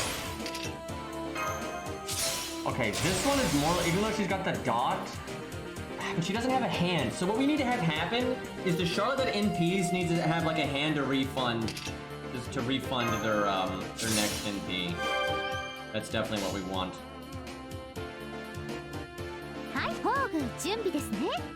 And like, you want the attack up from the Mystic Code hitting a Brave Chain, because that really does add up. So like that's I think almost necessary, is you need that turn to be something juicy. Even if it's like quick cards or something, you just need it to be something. Like, I think you want to get you want an art chain on turn one, like one art card from each Charlotte, and preferably have one art card left for the NP turn, but even if it's not, you want something, just something to Brave Chain with. Okay, well, that Charlotte is dead. Sucks for the game where they heal. So maybe I should have saved that then for the other, yeah. Damn, because if I could heal this Charlotte, she might be able to live. Go around the wheel. We're really far behind in comparison to last time, though.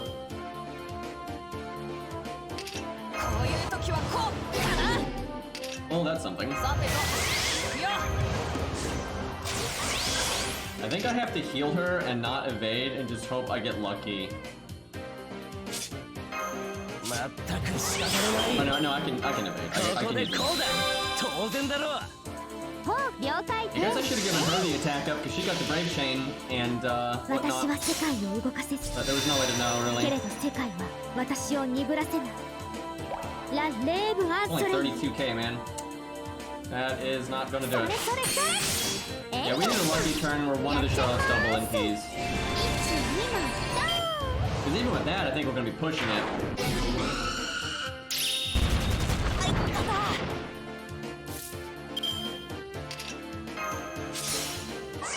Alex just dying here is terrible. Not that his NP does a lot, but still.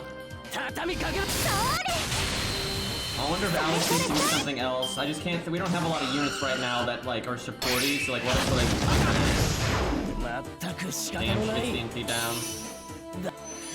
Maybe we do need Atlas. I don't know. 我が霊脈をもって復元回帰そこを命ず。 Actually, this is closer to winnable than you think, because once the demon pillar dies, it is very easy to clean up on Medea. The main issue is just every fucking DPS that's applicable is NP1, which I find so frustrating because we got NP like 3, 4, and 5 of so many units that don't matter. But every unit that's even remotely applicable here is all NP1. Like, fucking Christ. Like, I'd be happy with NP2, because NP1 to NP2 is actually the largest damage increase. Trying to think what else we could summon other than Charlotte. Cairo, can you like clean? This is so chaotic. Like it's impossible for me to see like what the fuck I even have. Let's see. So we could summon Alex, but I don't know about that. He is in P5 though. His damage is actually comparable to Charlotte's. It's just I don't think that's good enough. Like, cause he doesn't have the evade. It's fine if you've got like what Cairo did makes sense. You go double mash and you support the one Alex, but we can't do that. And I do not think our Alex is worth supporting. Like I think NP1 is just too shit, and Charlotte is too fragile. The other options are, I mean, I could do mash on the one Charlotte, but like double mash on the one Charlotte, but I just don't see how that makes any sense. I don't see how that, well, let me think. She'd have to NP 3 times for that to be worth it. And I definitely think if you did double mash, you could NP twice, but I don't know about 3 times. Alex is just so much better here, because at NP 5, he's doing the damage she's doing, and he's also hitting Medea. But there's just no way for me to do that.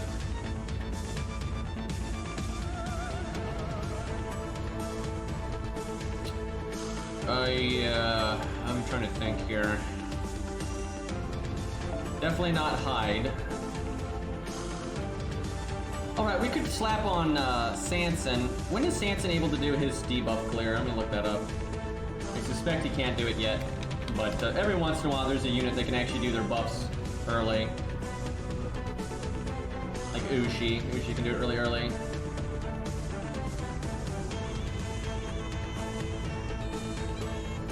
Doesn't look like it. He got the...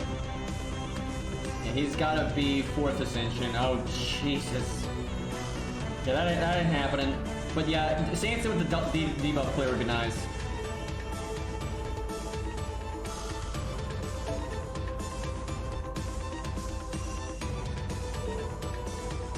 I don't think this is possible on this account right now. The only way I think it might be possible is with unbelievable good luck with double Charlotte, and they just get so much NP gain. Like, there's just no way. The only, like, unit that makes sense like, I need another unit that does, like, good damage, and I don't have one, so...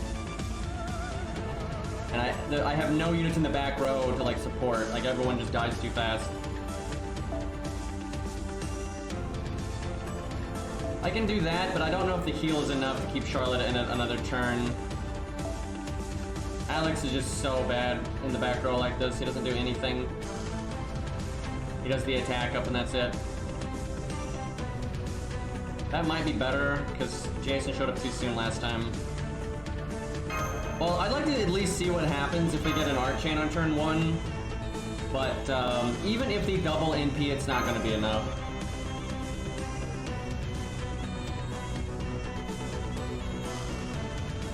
I do wonder how much damage Jin K would do here if she was a decent NP rank.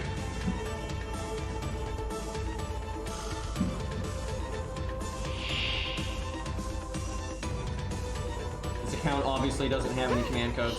There hasn't even been an event since this account was created. Hey, thank you for the 17 months, man. That is a long time. But yeah, RTN, thank you.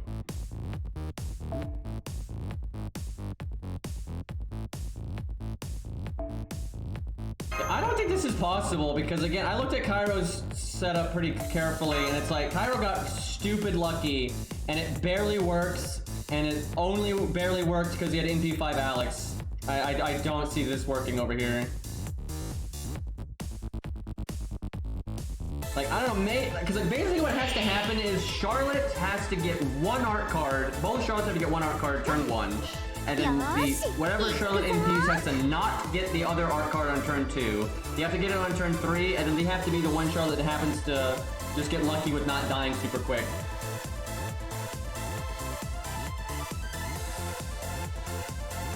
I don't think we could. I mean, I can try, but I don't think Jason in the front row would work at all. I think he'll die on turn 1, and then we don't have the battery and the invulnerability for MASH. Like, it's so likely that Jason would just die on turn 1, and then he doesn't do anything. Because you can't cast Jason's stuff like right away. You haven't lost health yet for the heal to do anything. You don't have any debuffs for the debuff player to do anything. Well, we can quick chain.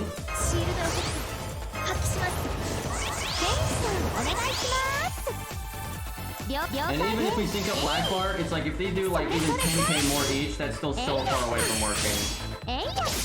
Like one of them has to NP twice. So this is bad because now they're probably not gonna get their NPs in time, and they're definitely not gonna be able to break chain. Okay, well actually, let me think. They both have one art card left.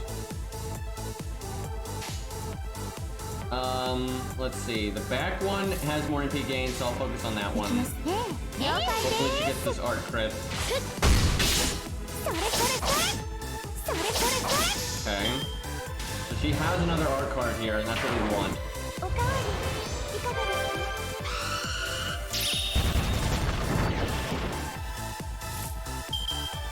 Okay, so the real dream is that MASH gives the battery to the Charlotte that's NPing here, but I don't think that's going to happen. The problem is, like, I think we have to get lucky. We need MASH not to die, because we really need to do that invulnerability next turn, like after this evade is gone. Like, that's what we need.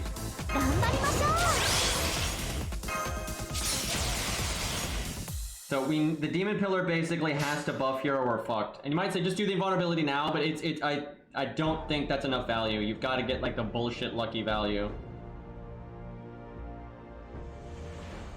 Because we need, specifically this back Charlotte needs to not get fucked up. And the only one worth invulnerability right now is the middle one, so I need to like have this evade go away and then do the invulnerability next turn, and that gives me the battery and the extra turn and stuff. Like that's like the only way I see this having a chance. Honestly, even if that one NPs, I'm not sure it's enough. We'll see. Also, the middle Charlotte has to not die too. Yeah, I guess I could heal on MASH there, but I think we need to save it. Like, basically, I need a miracle. I need everything to go right. I need to be able to use every bit of value on the right unit. Because, like, I think if I healed MASH, I just lose. And, like, yeah, maybe that makes MASH live, and that helps, but I think it should be too behind. Okay, so this is what we needed. So, Miracle RNG here, so that's good. It would have been better, though, if the thing attacked one time and pinged off the shield, so she got MP gain, and then MASH just barely lived. That would have been better, but, I'll still take this. Actually, that's my brother there. My brother, I know, has some experience with this fight. Okay, so we want MASH to die now. Unfortunately, the deck just shuffled. This is... Okay, see, this is the kind of luck that we're going to need to go the other way. The deck just shuffled, but it's going to shuffle again because MASH is going to die, but the Charlotte that needs MP gain didn't get a single card. So what we needed to have happened here is we needed to get Charlotte's cards, and then MASH needs to die, and then we need to get Charlotte's cards again. Like, that's like the only way I see this fucking working, which is sad, but kind of just is what it is. Because that's a lot more MP gain and damage if that coincidentally happens. I don't know, though, there's a world with healing matches, right? Because maybe the heal's not going to matter for Charlotte, like maybe the damage thresholds just don't work out, because she's so fragile here. Like, if Charlotte had health foes, so she gets 4,800, then I definitely think saving the heal would be worth it, but it's hard to say if like that amount of health is actually going to make a turn difference or not. So I just adjusted my sound for a second there, only on my end, just like not with Wolf here. And it like made Medea's voice get super deep for a second there. Okay, that's not good. MASH is still alive. Can't say I'm a fan of that. Okay, I have to evade then. This is so bad because Charlotte, the other Charlotte, like the Charlotte we need, has most of her cards in the third hand. はい、了 So 解です yeah, that didn't really work out. ええ So this is like the principle, but you can see like what we need to have happen. It's just the odds of it happening are not great. シールドエフェクト発揮します収束 Okay, that's good though. She'll give us NP gain right there. That's really good. Hey, you stupid bat 96. Okay, well, could have been good. I mean, it's still not the end of the world, but okay, just land the charm. Just land. Oh wait, no, she has the. Yeah, of course not. He's gonna be dead before that's gone anyway. So. Okay, we do that. It's kind of necessary. I think we have to do the heal too.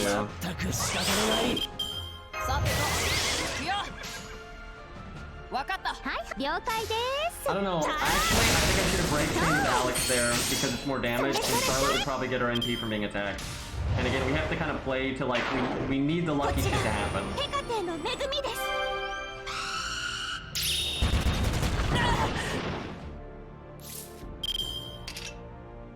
The thing is, it's like we're not doing any damage to Medea Lily at all. And like, yeah, you don't have to do loads, but like Alex is just so much better here.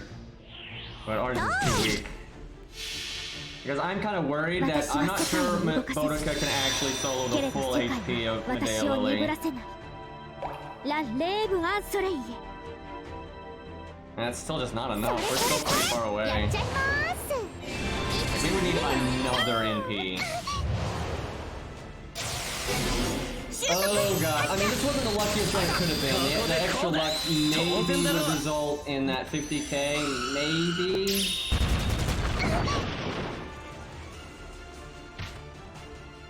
And you definitely can't have Boudica show up like that. That's super bad. 殺しますね Why are these deck shuffles so troll, dude? よしいいよ Like every time, because when someone dies, you can like really get a leg up with like Charlotte and game, but well, I guess Boudica's a bruiser with animations. 頑張りましょう Look at this thing shrieking like a banshee, man.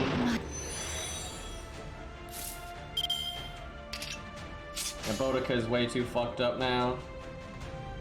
了解ええ Oh, you've got to be able to kill that thing so Boudica is good and healthy for Medea Lily. 1、2のドーン But like, I mean, Alex is just so much better because he's doing the same damage 我が that 霊脈を持って Charlotte 復元 is, 回 but 復 it's そこを命 AoE. ずペイン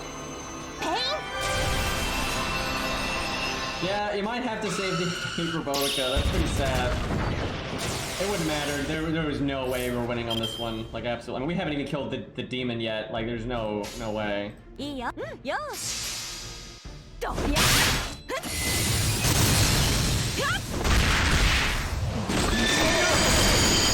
Did not even kill it there.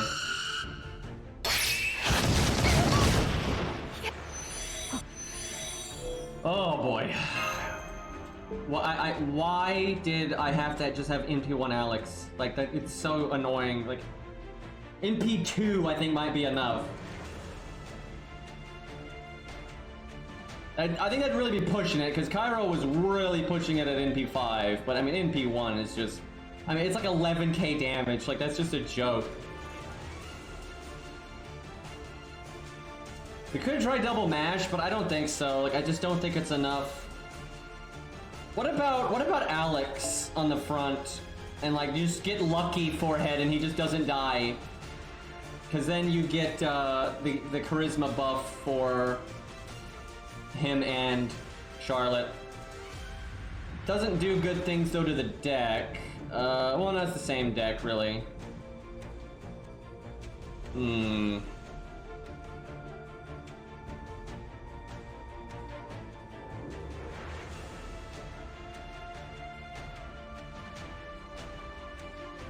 I don't really see good options here. And Cairo, can we get rid of that? There's no world I'm ever summoning that under any circumstance. Like, do the health one or 2030 or starting NP, like...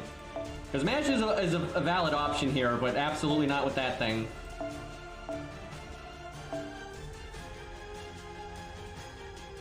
Trying to think though, double Nash on one Charlotte.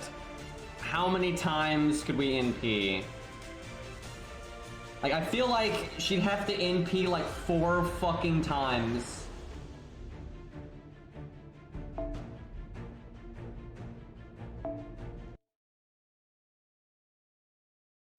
Oh yeah, I gotta remember, your Charlotte's actually higher NP rank than mine. Mine's not NP 5. But mine's got the faux items, but yours probably still does more damage. Well, that's a pretty decent stat difference, because like my CE's max level, and I've got like a few faux items. And I've got the second skill up.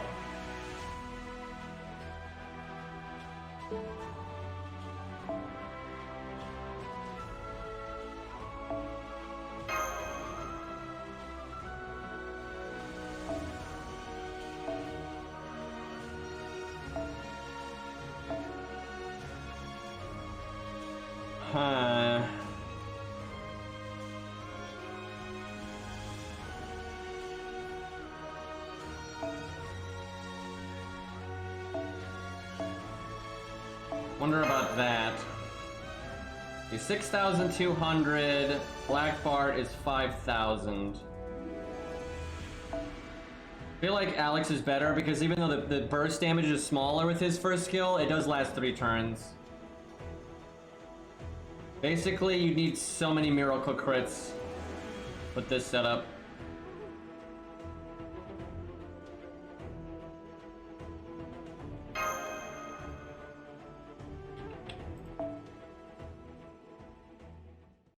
I can get this to level 6. That's something that would help a bit, because that's more attack up.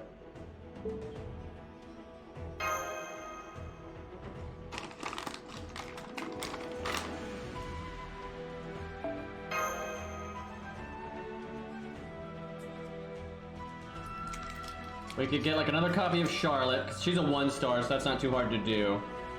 Like, get the Mystic Code to 6, get Charlotte to MP 5. That's a little bit more damage. 頑張りますよ。マスター、見ていてくださいね。 Oh, what I would do to get an art chain here. シールド動き発揮します。 I almost want to just do the invulnerability because I think it's so unlike. Well, 殺しますね。 we'll see. こういう時はこうかな。 Good start there. 了解です。了解。はいはい。 When Charlotte is your best DPS, though, you know something is wrong.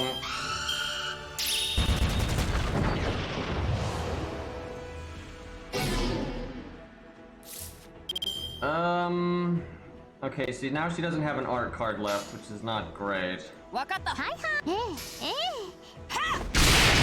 Lucky crit. Crit, crit, crit! Yeah, okay. Charlotte got another version before her. That is so messed up. Oh god, if that doesn't encapsulate FGO, I don't know what does. 頑張りましょう。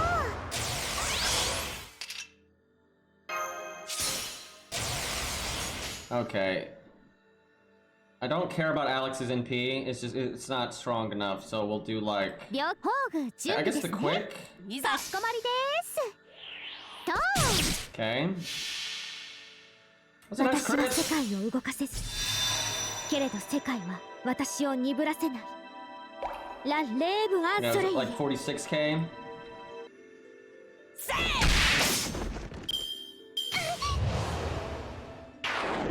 頑張りましょう。 Oof.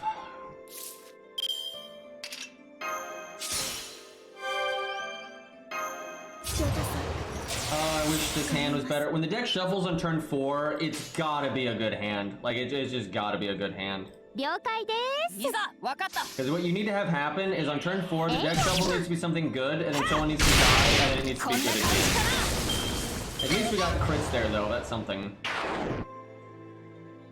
Honestly, the crits are doing more damage than the other Charlotte, I think. They're not reliable, of course, but, I mean, we don't really have a choice.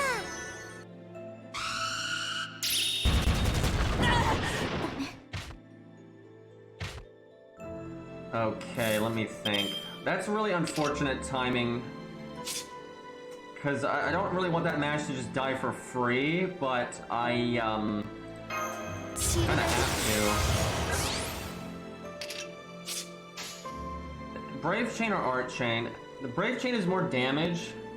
I think the Brave Chain. I think we gotta get as much damage as possible with normal cards. Damn, nothing crit.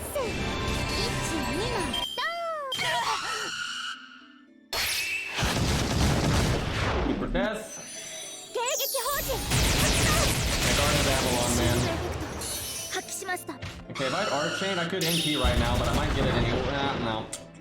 That's the same as last time. Yeah, Boudica can't show up this soon. I mean, look how much health the boss has. Like, no way. Yeah, there's no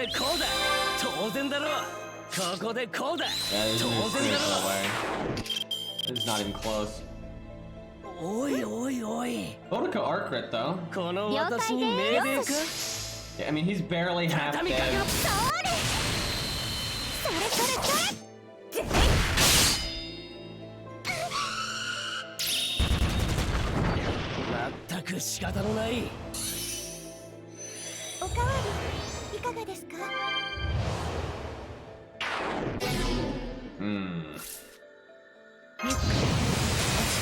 Just insta-death forehead.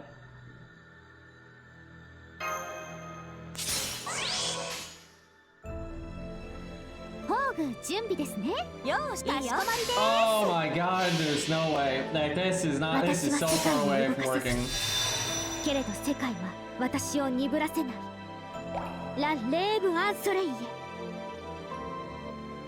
31.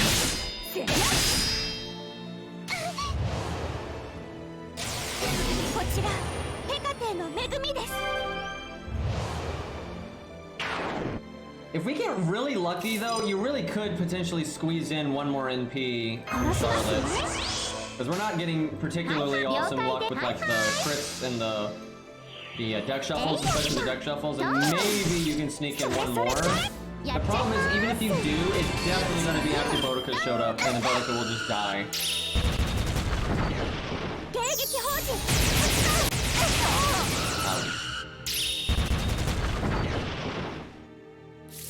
Ugh. We need to do so much more damage.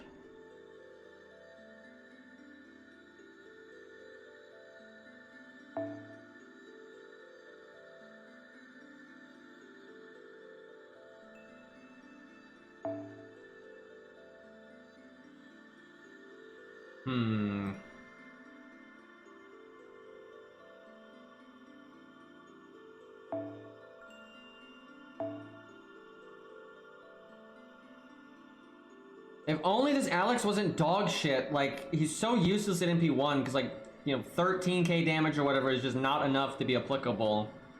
I'm trying to think what else I could put. I could do this in MASH.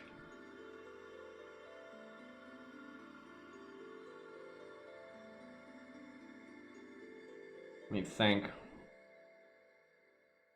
I wonder if there's a way to time Black Bart.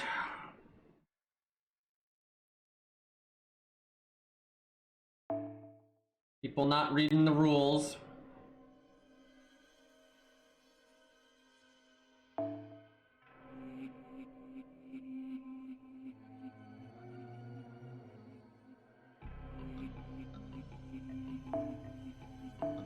Is there any way all three of them could NP before... I mean, if they got an art chain in turn 1, potentially. I don't know, though. Black Bart just doesn't do that much damage. I'm not sure that'd be worth, even with his attack up. Well, let's take a peek. Let's see if we get a lucky... So we've got 2 art cards each. Certainly possible that they get an art chain, but it's not likely.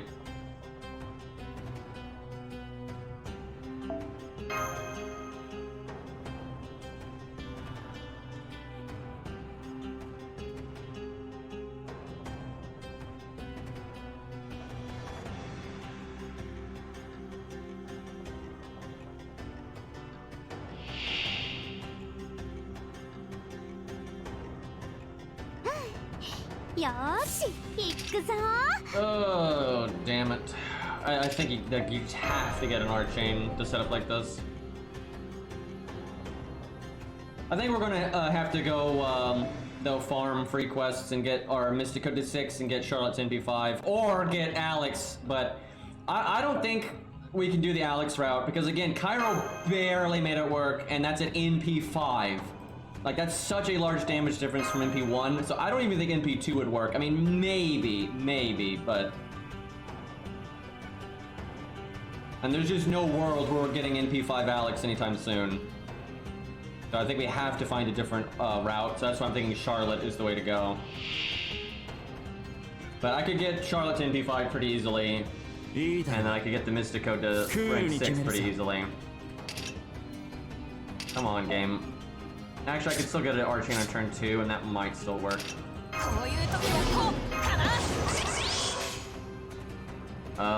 I guess do that.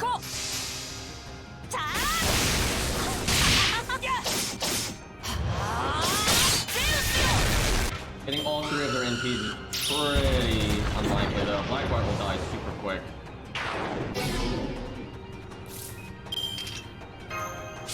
Okay, there is an Archane, though. If only that had been on turn 1. Because someone could definitely die here. Let's see.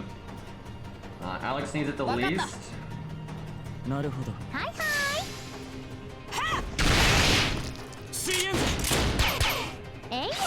Damn, son up. I have to get from the boss. Damn.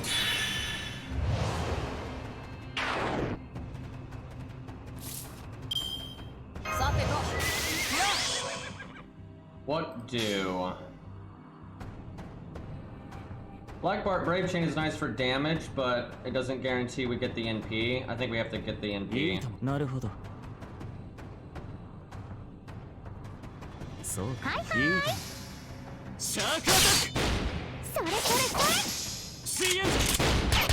Damn, I should have done a full NP game combo then. I thought you'd get it there. Okay. I'll give it to NP. Well, they all get to NP, but we certainly didn't work towards like a refund.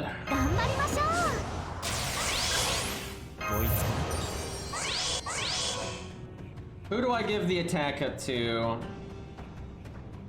Charlotte has more buffs than Alex. Alex has higher stats, and Alex is also hitting Medea. I think we still give it to Charlotte. Okay, Blackbart first. Alex last because of his overcharge. Okay, can we like somehow just do, 200k damage for no reason? That'd be great. Very dramatic NP here, though. At least he does the defense down. That's something. Alright, what do we get with all these buffs on her? 57? That is better. If she was in P5, that'd probably be 60. Wow.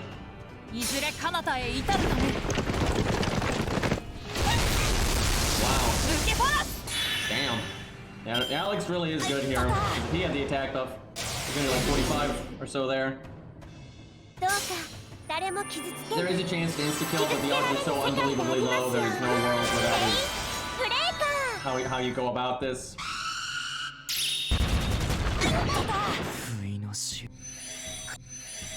So if the Mystic Code was 6 and Charlotte was in P5, this thing would probably be at like 72k, maybe 70k-ish.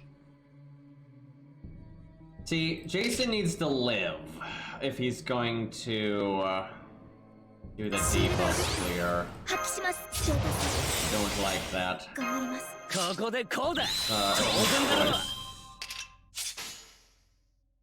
And you can maybe get that to 70, 69k somewhere in there. The NP upgraded and all that. I don't know, this setup I actually think has more legs on it than the other ones. Like, this isn't working right now, but I especially, like, if she attacked Charlotte right there and I could just NP again. Well, Jason died. That's GG. Yeah, if she had attacked Charlotte, he would have lived, she'd have her NP, and I could remove the debuff. That would have to kill. If that happens and and Charlotte can kill this turn, this would actually be a win. Like seriously, if Charlotte has her NP right now, debuffs are moved, and we've gotten this low enough that the next Charlotte NP kills it, that's a win. And that might be possible if we upgrade a little bit.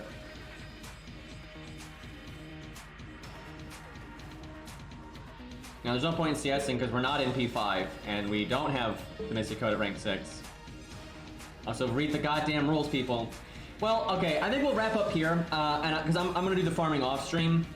But yeah, I'm gonna get my Mystic Code to 6, and I'm gonna try to get enough FP from summoning Kairos, you know, CE and all that, and we're gonna try to get Charlotte to NP5, and I think that's our best bet. Because that was actually a lot closer. Like that had legs on it, and again, Charlotte could have had her NP right there, and Medea was already fucked up. So if Boudica was soloing, that would have been all right. And another thing I can do is try to get mana prisms so I can get more foes on Charlotte. So yeah, I think Charlotte's gonna have to be the way to go because we don't have a good Alex. I think that's the plan. So I'll just do that farming later. So I think it's enough FGO for today. I think I'll play some Dark Souls though. I do want to play some of that game and I could use a break from this shit. But yeah, what I'm going to try to do is tonight I'll try to grind a bunch and just get that done. So tomorrow we can kind of just focus on the Demon God. So for those that are just here for FGO, that's it for today. We will be back at this tomorrow. Like definitely. I want to work on that. I want to see if we can get it.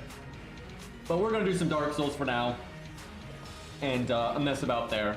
But for everyone else, thank you for watching. Now I need to change my stream title and reset the stream and all that nonsense.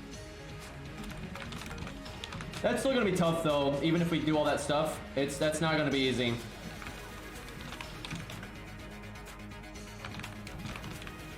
But that setup really does have a chance.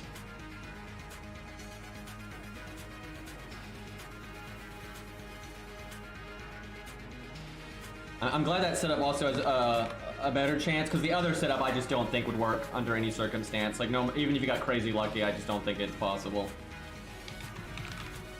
Well, I mean, there's always miracle RNG where the boss like buffs and debuffs like 30 times in a row, but that's like trying to get an insta-death. Okay, let me reset the stream. Drakeblood helmet. In the Praise the Sun. Oh yeah, that string. It's been there for a long time actually. I really like that helmet. Alright, I shall be right back.